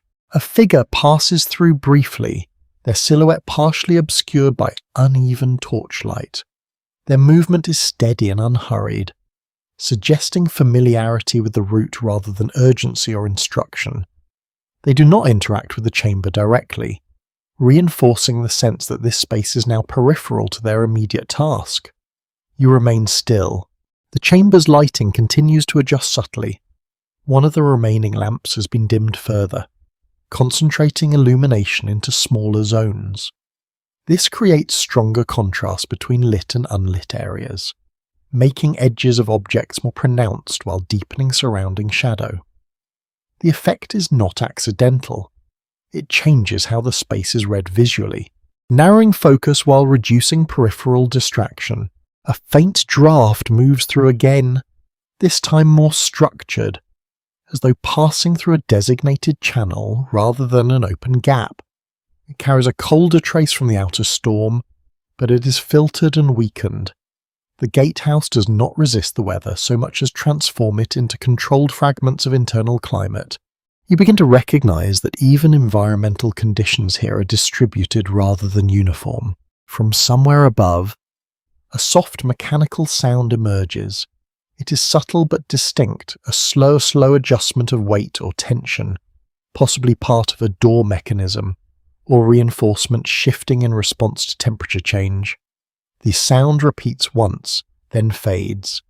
You glance upward instinctively, but see only beams and shadowed stonework. The sense of vertical layering returns more strongly here. There are levels above this chamber that remain active.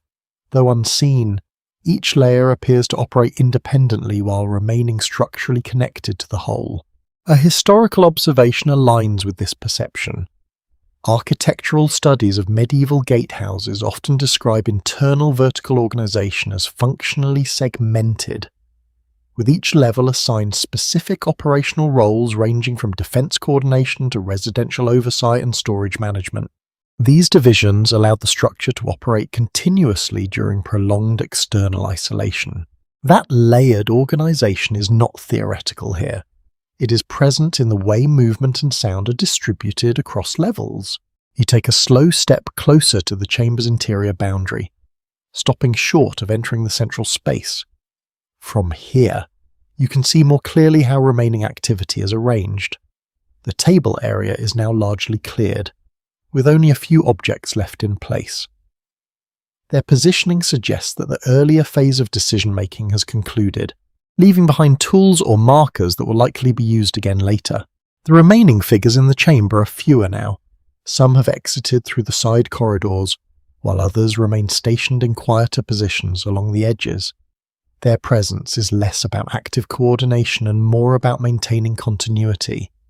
You notice how the energy of the space has shifted from decision-making to observation. A faint bell tone sounds again, more distant than before. It is followed by a subtle change in posture among those still present. Not a full reaction, but a shared awareness that something has been acknowledged or accorded elsewhere in the structure. The bell does not repeat. You begin to understand that signals here do not demand immediate action. They integrate into existing cycles, adjusting flow rather than interrupting it.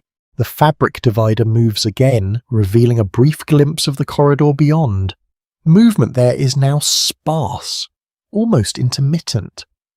The earlier flow of activity has thinned into occasional passage, suggesting that the structure has moved into a lower operational phase of the night. A quiet realization forms as you observe this shift. The gatehouse does not operate in a single continuous mode. It cycles through intensities, each layer adjusting independently while still contributing to the overall function of the structure. You're witnessing one of those transitions. A soft sound draws your attention back toward the chamber's far side. A door or panel is opened briefly, then closed again with controlled precision. The sound is minimal, but it carries enough weight to register as intentional rather than incidental. You notice how frequently these small adjustments occur. Doors opening and closing, light sources dimming or stabilizing, movement passing through corridors in reduced frequency. Each action contributes to a broader pattern of controlled continuity. You remain at the edge of this system, observing its quieter phase. The air feels slightly colder now, suggesting that external conditions are becoming more pronounced again. The storm outside continues, and its influence is being gradually redistributed through internal pathways. A faint sense of fatigue begins to settle into the atmosphere. Though not in individuals alone, it feels like a property of the structure itself, as though the gatehouse is lowering its overall intensity in response to the progression of night. From deeper within, another sound emerges. It is softer than before, almost imperceptible. It could be movement along a distant corridor, or the final stages of a mechanism settling into position. It fades without repetition. The chamber now feels partially emptied, though still structurally active. The remaining presence is minimal but continuous, suggesting that full disengagement never occurs. You begin to understand that this space does not truly rest. It only reduces intensity. And as you stand at the edge of the dimmed upper chamber, you realize that the night within the gatehouse is not moving towards silence. It's moving toward controlled endurance. The chamber remains in its subdued state, but you begin to notice that subdued does not mean static. It means redistributed into quieter, more deliberate forms. The remaining figures are fewer now, yet their presence still shapes the space of Usum. Movement is minimal but never absent. Even stillness here feels like something carefully maintained rather than naturally occurring. You shift your weight slightly near the edge of the room, keeping to the boundary where shadow and firelight meet. From this position, the chamber reveals itself in partial layers rather than a complete whole. What you see depends entirely on where you stand and how the light happens to fall in that moment. The fabric divider along the corridor continues its slow, irregular sway.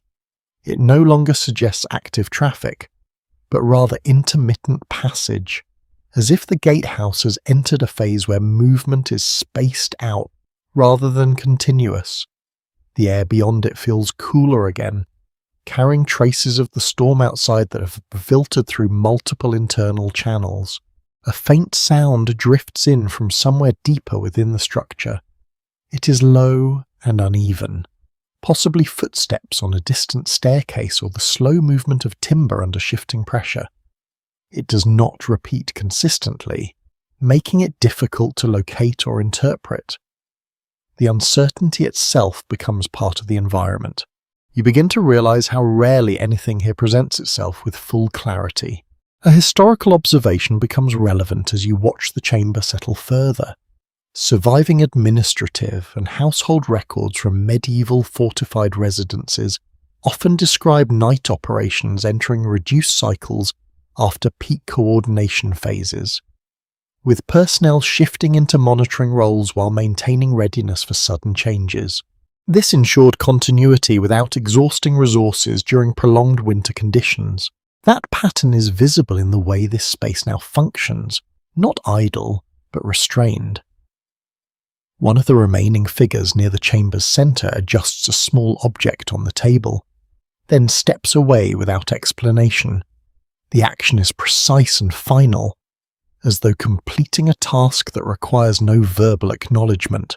Another figure near the edge of the room turns slightly and disappears into a side corridor, leaving the space even quieter than before. Each departure feels like a subtraction that does not destabilize the system. You notice how the lighting has changed again.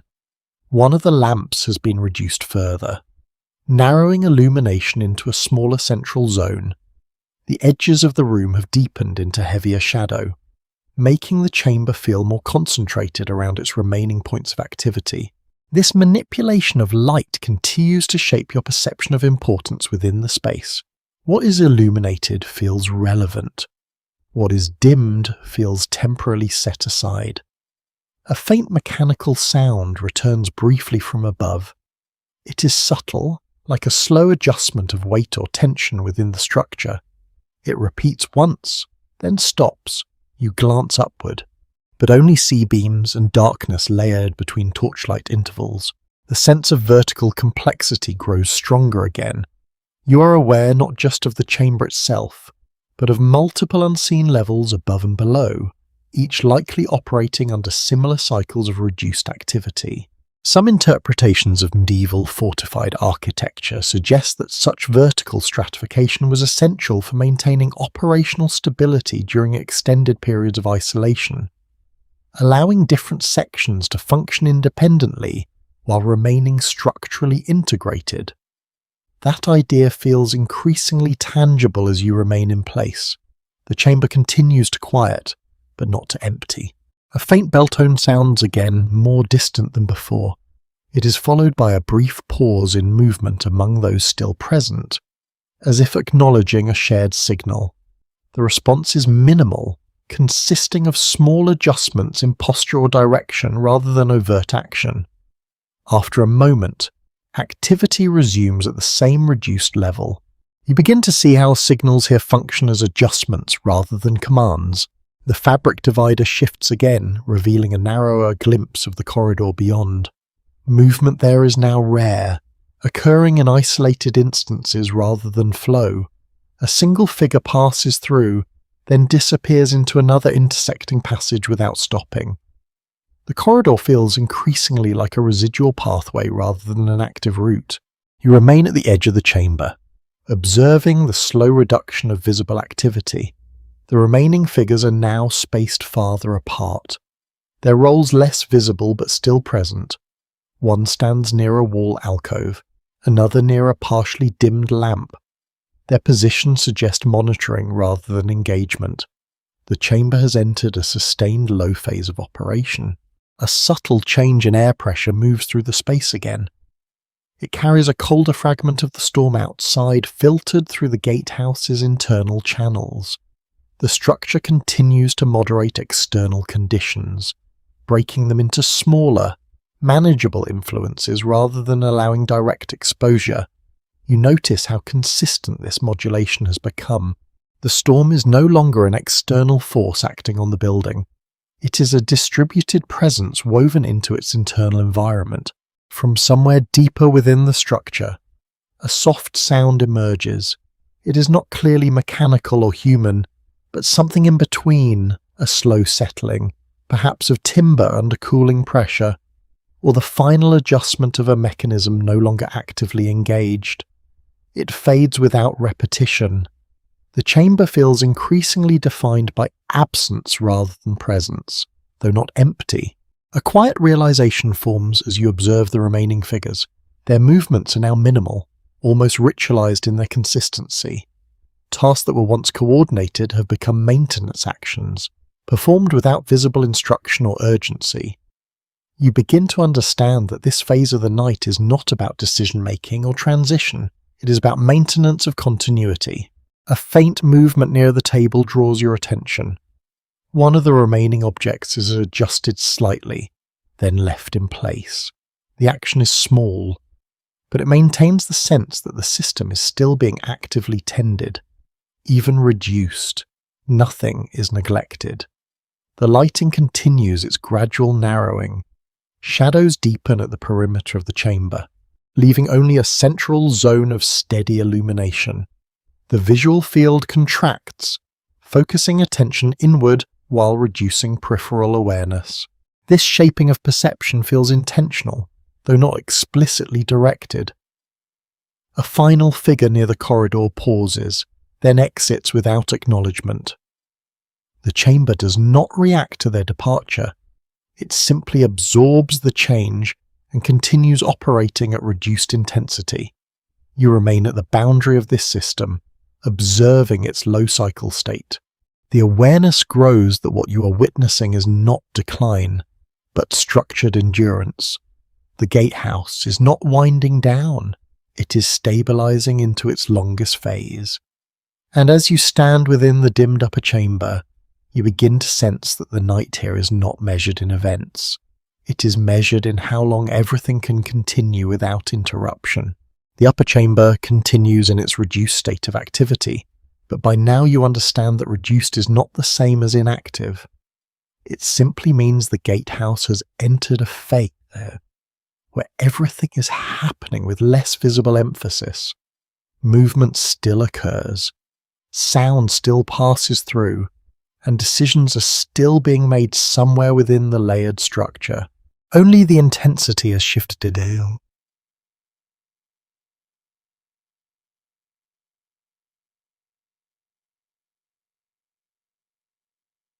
You remain near the edge of the room, where shadow collects more densely and the light no longer reaches evenly.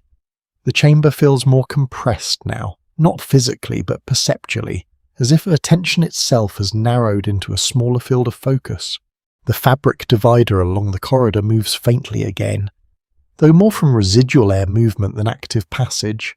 Beyond it, the corridor appears quieter than before. Movement is now rare, appearing only in brief intervals that suggest maintenance rather than coordination. The earlier flow of activity has thinned into scattered presence. A faint sound travels through the structure. It is slow and uneven, possibly the shifting of timber under sustained cold or the delayed response of stone and iron adjusting to temperature changes. It does not repeat consistently, which makes it difficult to interpret as either mechanical or human in origin. You begin to notice how the building communicates through these irregular signals. Nothing here is fully silent, yet nothing is fully explained either. A historical observation becomes relevant in understanding the rhythm of the space.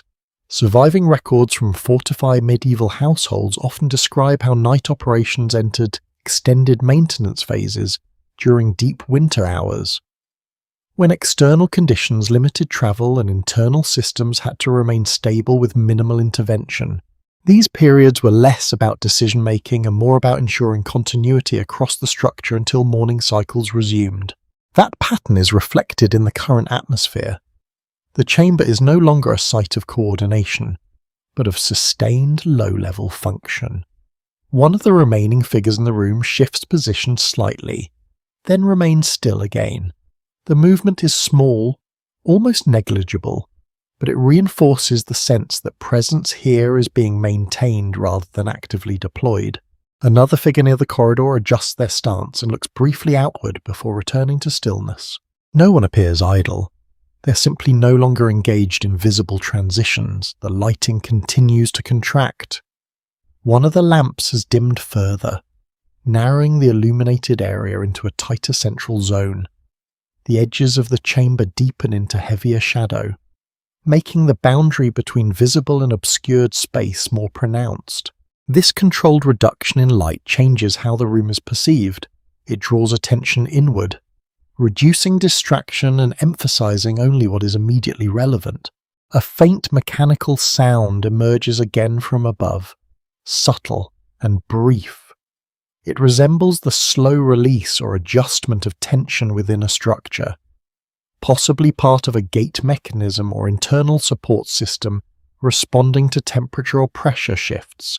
It does not repeat, leaving only the impression of movement somewhere beyond sight. You glance upward, but the beams and stonework reveal nothing beyond layered darkness. The sense of vertical depth becomes more pronounced here. The chamber is not an isolated level, but part of a stacked arrangement of spaces above and below, each likely operating under its own reduced cycle of activity. The gatehouse is functioning as a distributed system rather than a single unified space. Some architectural interpretations of medieval fortified structures suggest that such vertical segmentation allowed for continuous operation during prolonged isolation, particularly in winter conditions when external communication was limited or delayed. That concept now feels tangible in the way the structure organizes itself around you. The fabric divider stirs again, briefly revealing a narrower view of the corridor beyond. Movement there is minimal, occurring in isolated moments rather than continuous flow. A single figure passes through, pauses briefly at an intersection, then continues onward without interaction. The corridor feels increasingly like a transitional remnant rather than an active route. You remain still, observing. A faint bell tone sounds again, distant and structured. It is not followed by immediate reaction, but by subtle adjustments in posture among those still present. These responses are minimal and delayed, suggesting acknowledgement rather than urgency. After a brief moment, activity resumes at the same reduced level. You begin to see how the signals here operate as alignment mechanisms rather than commands. They do not interrupt flow, they recalibrate it. The chamber feels quieter now, though not empty. The remaining figures are spaced farther apart, each occupying a distinct zone within the room. Their movements are infrequent but deliberate, maintaining the sense that the system is still engaged, even if only minimally. A soft draft moves through again, carrying a colder trace from the storm outside. It passes through the internal channels within the gatehouse, filtered and fragmented before reaching this level. The structure does not block external conditions entirely. It moderates and redistributes them into controlled influence. You notice how consistent this process has become.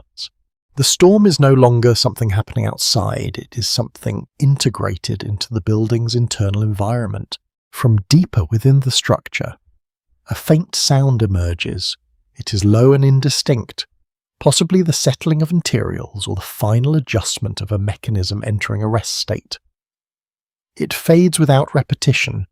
The chamber now operates in near minimal mode. Presence is maintained, but action is rare. A final figure near the corridor shifts position and begins to move away. Their departure is unmarked and unacknowledged. The chamber does not respond to their exit, it simply continues. You remain at the edge of this low-activity environment, observing its sustained quiet function. A small object on the table is adjusted slightly by another figure, then left in place.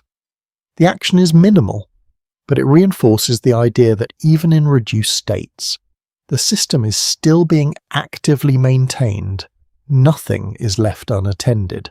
The lighting has now narrowed further, concentrating illumination into a compact central area. Shadows deepen significantly at the perimeter, reducing visual information and increasing reliance on memory and inference for anything outside the lit zone.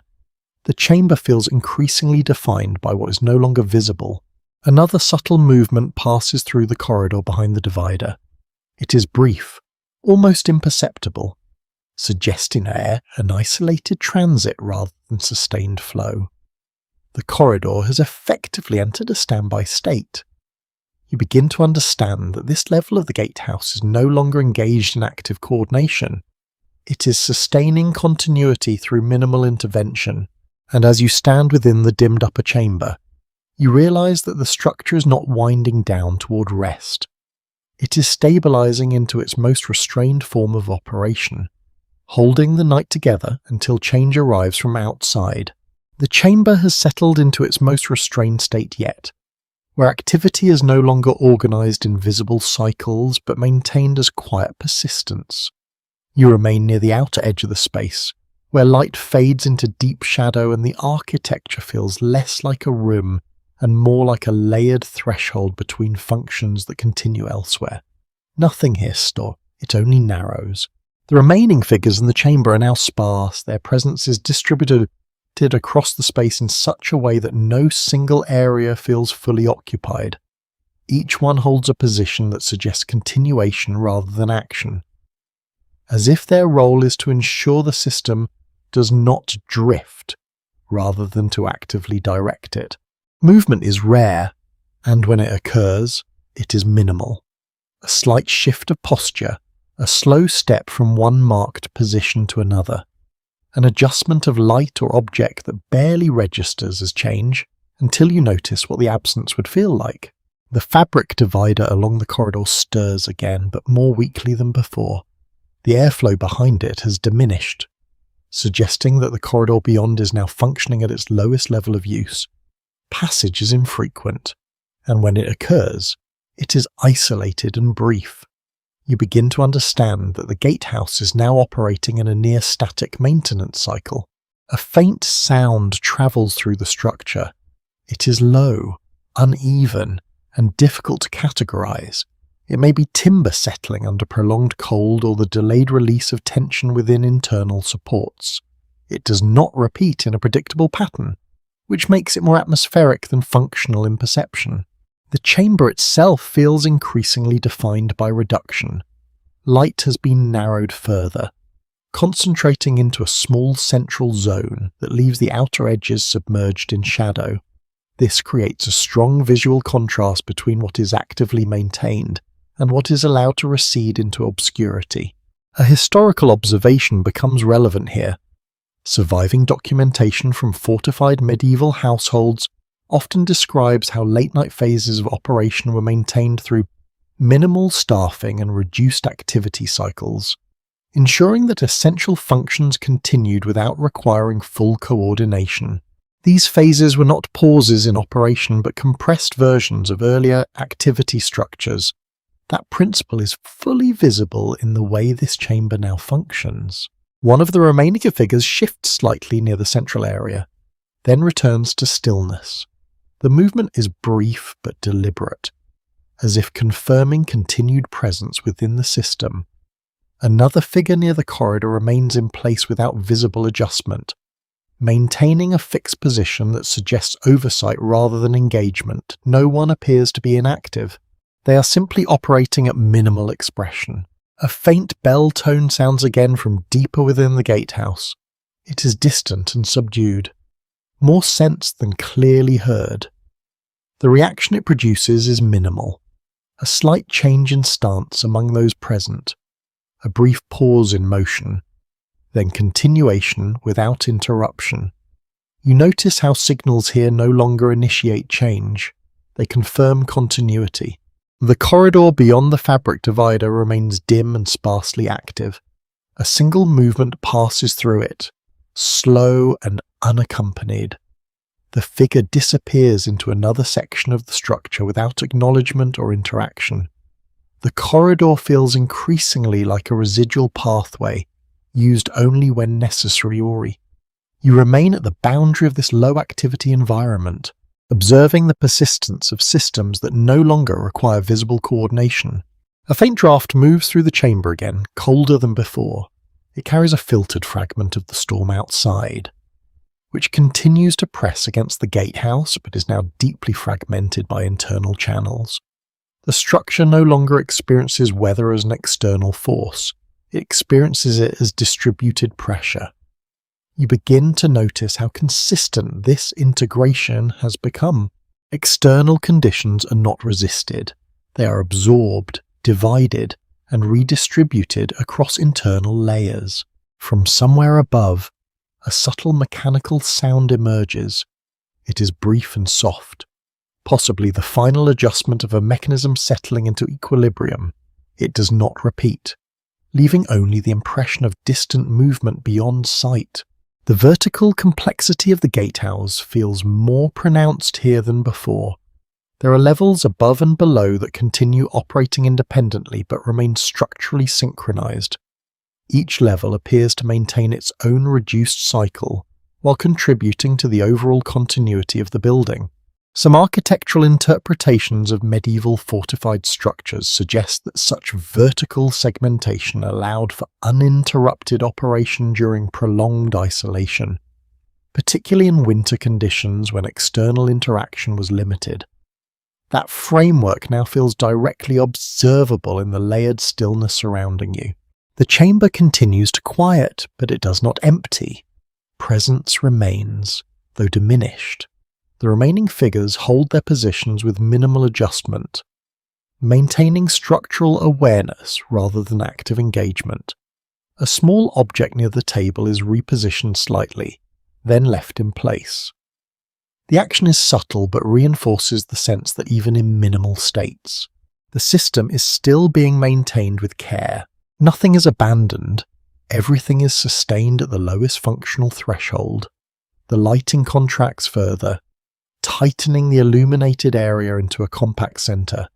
The surrounding darkness deepens, making edges indistinct and reducing the visual field to only what is immediately necessary.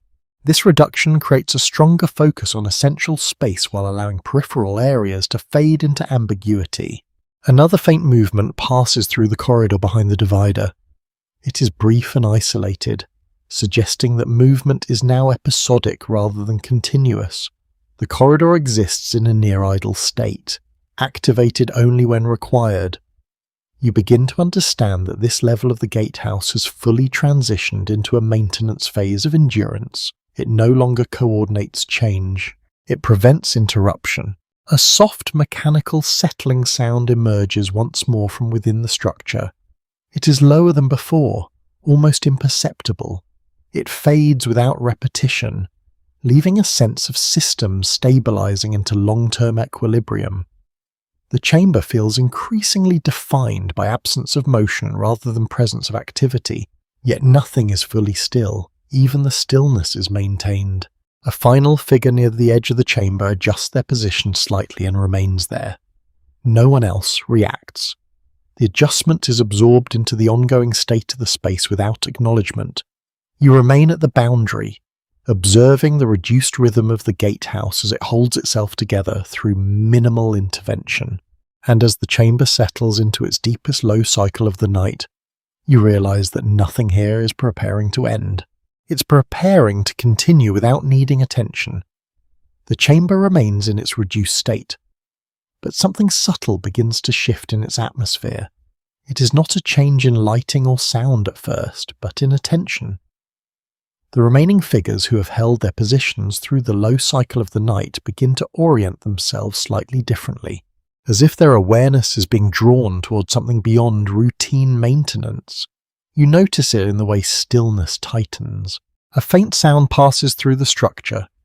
Different from the earlier settling of timber and stone, this one carries rhythm, not urgency, but direction.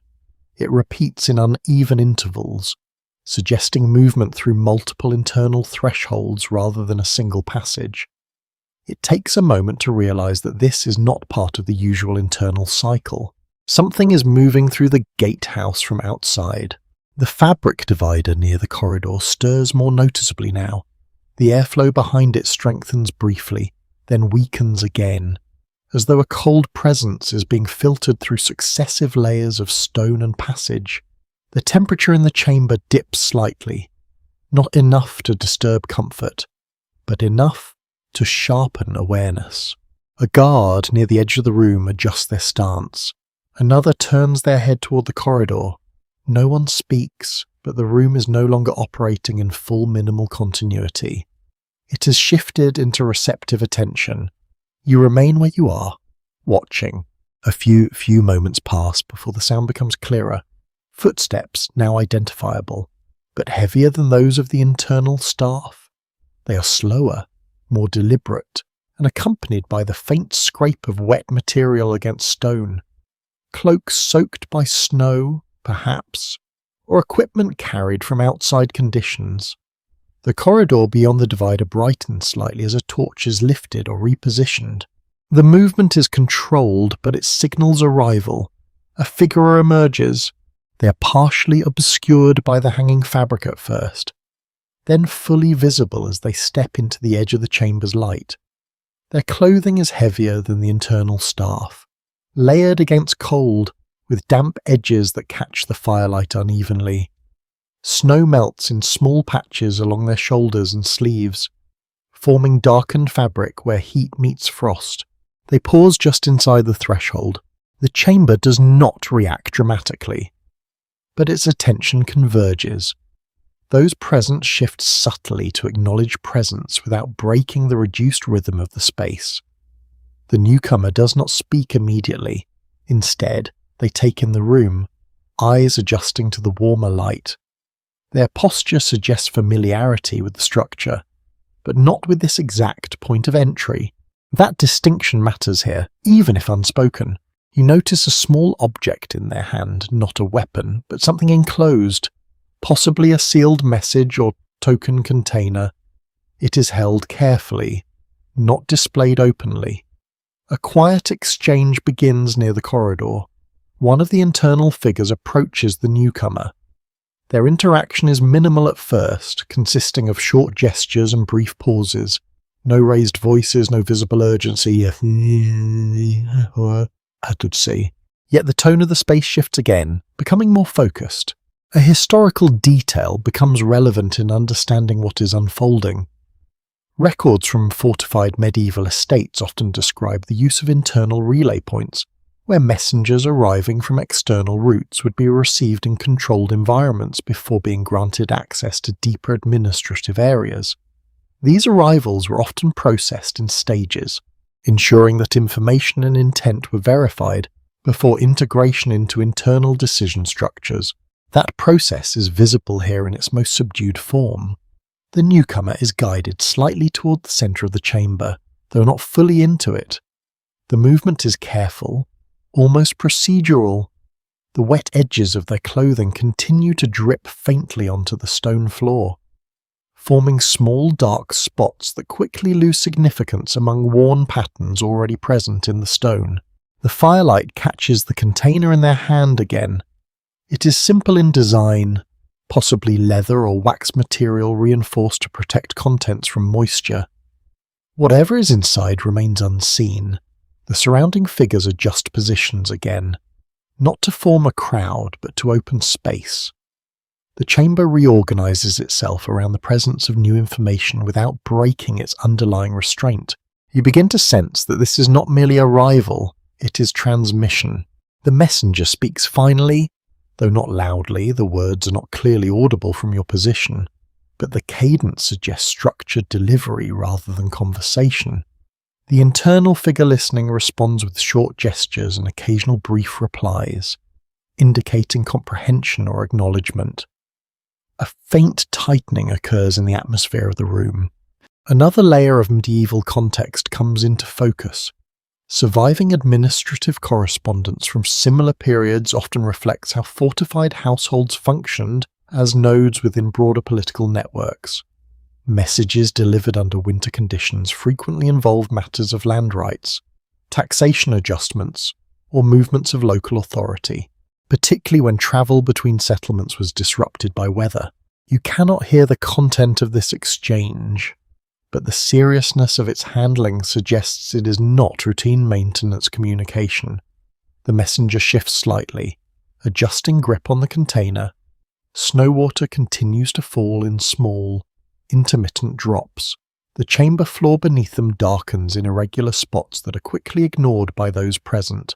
One of the internal figures turns toward a side corridor, possibly preparing for further processing of the message.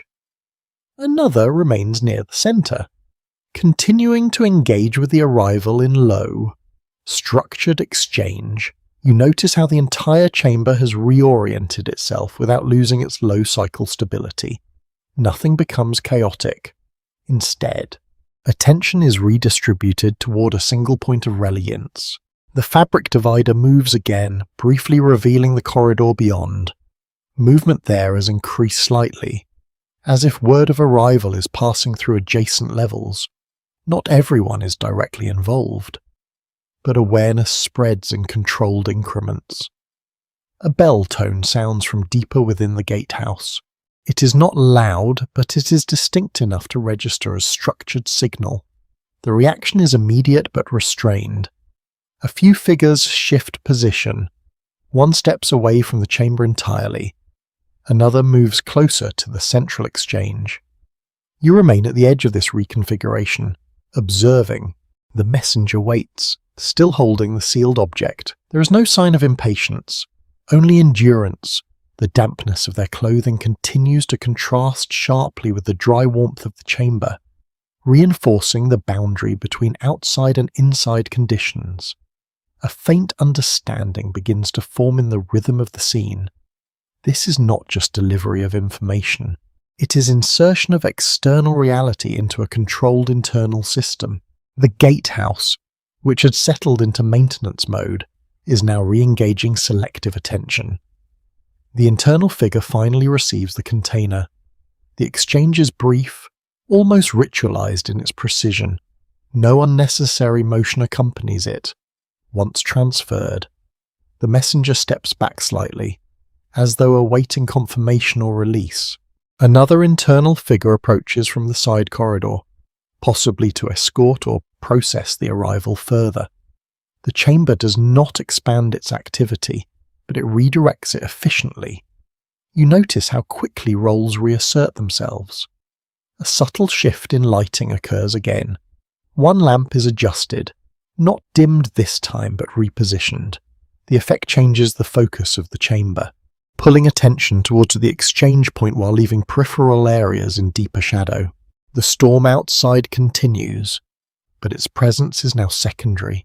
It is no longer the primary force influencing the space. Instead, external human intention has entered the structure. A quiet realization settles in.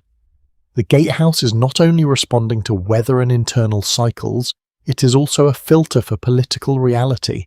Whatever is contained in the messenger's delivery carries weight that reshapes attention across multiple levels of the structure.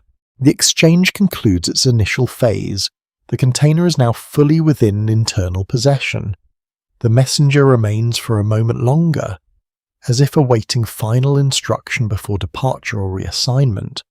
The chamber holds steady, and as you observe this quiet transfer of outside influence into the controlled interior of the gatehouse, you begin to understand that the night here is not only about survival against weather, it is also about absorbing the world beyond the walls without letting it break the rhythm inside. The chamber has shifted again, and this time the change is not subtle. It does not arrive as a gradual reduction or redistribution of activity, but as a reorientation of attention across the entire upper level. The messenger's arrival has already been absorbed into the structure, and now the gatehouse responds in layered motion that extends beyond this single room. You remain near the edge of the chamber, but your awareness is no longer anchored only here. The space feels connected outward, as though every corridor, stairwell, and hidden passage is quietly aligning toward a shared point of focus. The fabric divider near the corridor stirs more frequently now. Movement behind it is no longer sparse, it has increased in density, though still controlled. Figures pass through at measured intervals, each one appearing to respond to information that has begun circulating through the structure. The earlier low-cycle stillness is gone. In its place is a quiet but unmistakable reactivation. A faint sound travels through the stone overhead. It is no longer the slow settling of materials or passive adjustment to cold. It has rhythm now, structured and repeating at irregular but purposeful intervals. It suggests coordinated movement across multiple levels above you, possibly involving stairways, corridors, or reinforced platforms within the upper structure. You notice how quickly the atmosphere adapts. The chamber itself does not change form, but its function within the larger gatehouse clearly has. One of the internal figures moves toward the corridor where the messenger had entered. Their pace is steady but no longer minimal. It carries intention. Another follows shortly after, then pauses at the threshold as if awaiting instruction before proceeding further. The messenger remains nearby, though no longer central. Their role appears to have transitioned from delivery to confirmation. They are now part of the internal processing rather than external input. A historical observation becomes relevant in understanding this transition. Surviving administrative patterns from fortified medieval estates often describe how incoming messages were not simply received, but integrated through layered review processes involving multiple levels of oversight. Information rarely moved directly from arrival to decision. Instead, it passed through controlled stages of validation and interpretation within the structure itself. That process is unfolding here in real time. You notice how the chamber's lighting responds again. One lamp is adjusted upward, increasing illumination in a specific zone near the table where the sealed container now rests. The rest of the chamber remains dimmer, reinforcing the focus on the central point of activity. The redistribution of light is precise rather than general. A faint tension builds in the space, not emotional but structural. It is the sense of multiple systems aligning toward coordinated response. Movement in the corridor beyond the divider becomes more frequent, though still disciplined. No one rushes, yet nothing remains idle. You observe how even stillness has been redefined. Figures who were previously stationary now adjust their posture more often, as though preparing for potential instruction. The sealed container remains untouched for a brief moment longer. Then one of the internal figures begins a careful inspection. The motion is deliberate, involving rotation and visual confirmation rather than immediate opening. The process suggests caution, or perhaps protocol. Another figure stands nearby, watching without interruption. From deeper within the gatehouse, a bell tone sounds again. This one is slightly clearer than before, carrying through the upper structure with enough resonance to influence movement in adjacent corridors. The reaction is subtle but immediate. Several figures shift position. One exits the chamber through a side passage you had not previously seen active. The gatehouse is now operating in a higher cycle again. You begin to sense how the night here is not linear. It does not move from activity to rest in a single direction. It oscillates between states of minimal maintenance and concentrated coordination depending on input from outside. The messenger steps back slightly, now clearly waiting for final acknowledgement of their delivery. Their presence feels less like intrusion and more like completion of a circuit that temporarily connected outside conditions to internal systems. A faint detail catches your attention near the corridor entrance. A small grouping of markings on the stone, worn but still visible. They resemble tally lines or repeated impressions, possibly used to track cycles of activity or passage through this threshold.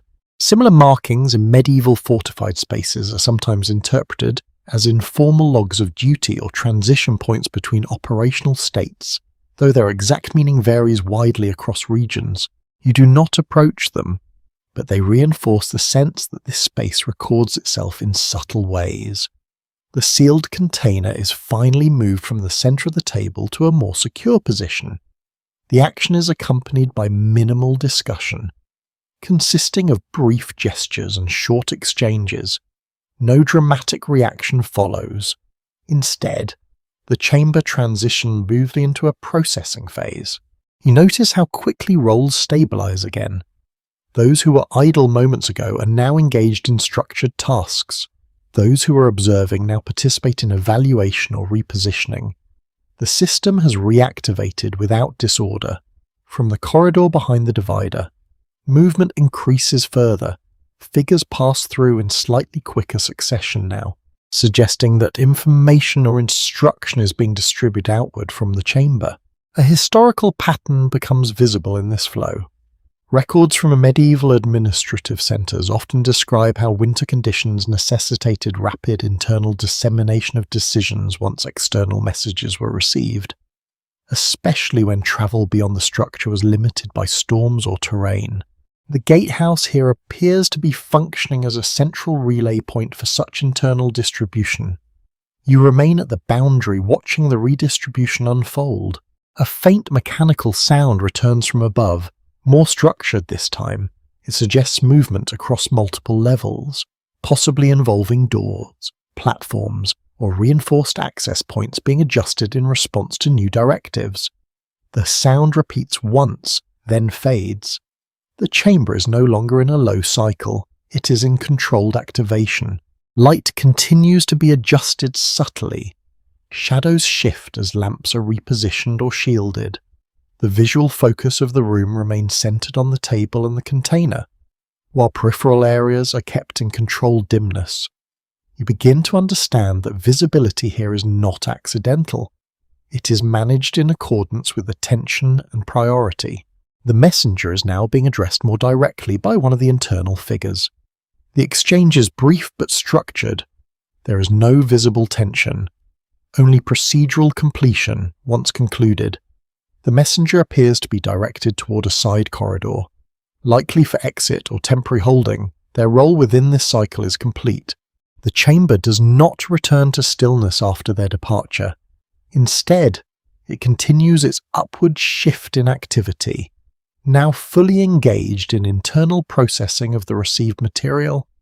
You notice how the storm outside, once the dominant presence of the night, has become secondary again. It still presses against the gatehouse, but its influence is now filtered through the structure's internal priorities rather than directly shaping them.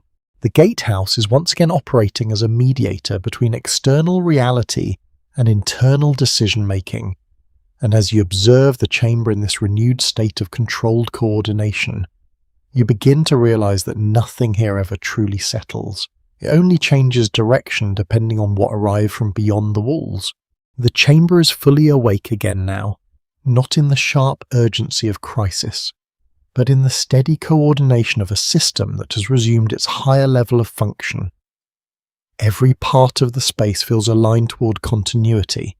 Movement is no longer sparse or minimal. It is distributed, measured, and purposeful, as though the entire upper gatehouse has synchronized itself around the information that arrived earlier. You remain at the edge of this structure, observing rather than participating.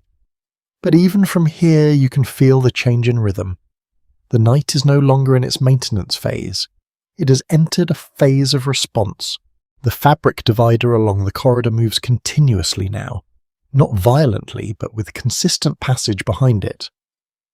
Figures pass through in both directions. Some move deeper into the gatehouse. Others return from unseen sections carrying new instructions or confirming adjustments. The corridor has regained its role as a conduit rather than a residual pathway. A faint but steady sound travels through the structure above. It is no longer irregular settling or isolated mechanical adjustment. It is coordinated motion across multiple layers, suggesting that several upper levels are active at once. Doors, stairs, and reinforced passages likely being used in structured sequence. The gatehouse feels expanded in its awareness.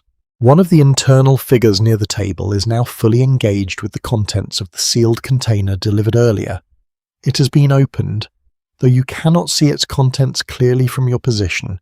What you do see is the careful handling, the measured pacing of interpretation, and the immediate relay of information to others nearby. There is no hesitation in the process, only structured absorption.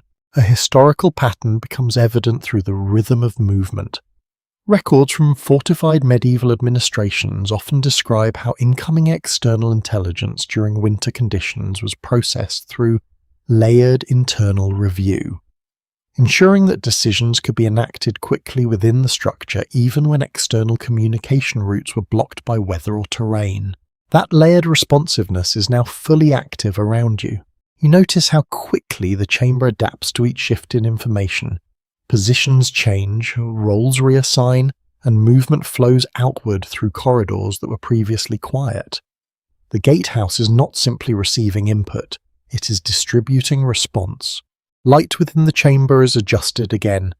A lamp near the central table is raised, expanding illumination outward. At the same time, peripheral lamps are dimmed slightly. Concentrating attention on the core activity, the effect is deliberate, guiding focus without verbal instruction. You begin to understand how tightly controlled perception is here. Even attention itself is managed through environmental cues. From deeper within the structure, a bell tone sounds again. This one carries more clarity than earlier signals. It resonates through the upper levels and produces immediate, coordinated response. Movement increases across multiple points in the chamber and adjacent corridors. Figures shift simultaneously, as though responding to a shared internal instruction that does not require spoken explanation. The system is fully engaged again. The messenger, now standing slightly apart from the threatened central activity, is being guided towards a side corridor. Their role in this cycle is complete. There is no visible ceremony, only procedural transition. They disappear into the passage without delay, absorbed back into the structure that received them. The chamber does not lose stability with their departure. Instead, it redistributes focus again, continuing the cycle of processing and response. You notice how seamlessly transitions occur here. Nothing breaks, everything reassigns. Subtle mechanical sound returns from above, now more sustained. It suggests multiple moving elements across upper levels, possibly doors, shutters, or reinforced pathways being operated in coordinated sequence. The structure is no longer in passive maintenance. It's actively adjusting itself across vertical layers. The sensor depth increases again. You're aware not just of this chamber, but of simultaneous activity occurring above and below, all responding to the same informational trigger introduced earlier in the night. The gatehouse is functioning as a single distributed organism. A faint draft moves through the chamber, colder than before, but now integrated into the internal environment rather than opposing it. External storm conditions continue, yet they are no longer dominant. They are filtered into the system and redistributed as background influence. You notice how even the storm has been absorbed into operational context. One of the internal figures moves closer to the corridor and pauses briefly, as if confirming alignment with activity beyond the chamber. Another adjusts the placement of objects on the table, organizing them into clearer spatial order. The sealed container, now open, is no longer central. It has become one element among several in a larger process. The chamber feels structured again in a way that is both familiar and newly intensified. Movement in the corridor increases further. The divider shifts constantly now, revealing brief glimpses of coordinated traffic between adjacent sections of the gatehouse. The flow is no longer intermittent. It is sustained. You begin to understand that the earlier low cycle was not an end state. It was a preparatory phase, waiting for reactivation triggered by external input, and that input has now fully integrated into the system. A final bell tone sounds, shorter than before but decisive in effect. The response is immediate but not chaotic.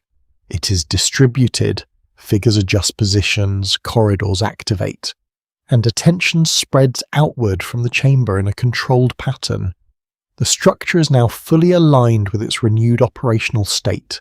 You remain at the edge, observing how the gatehouse continues to function without interruption.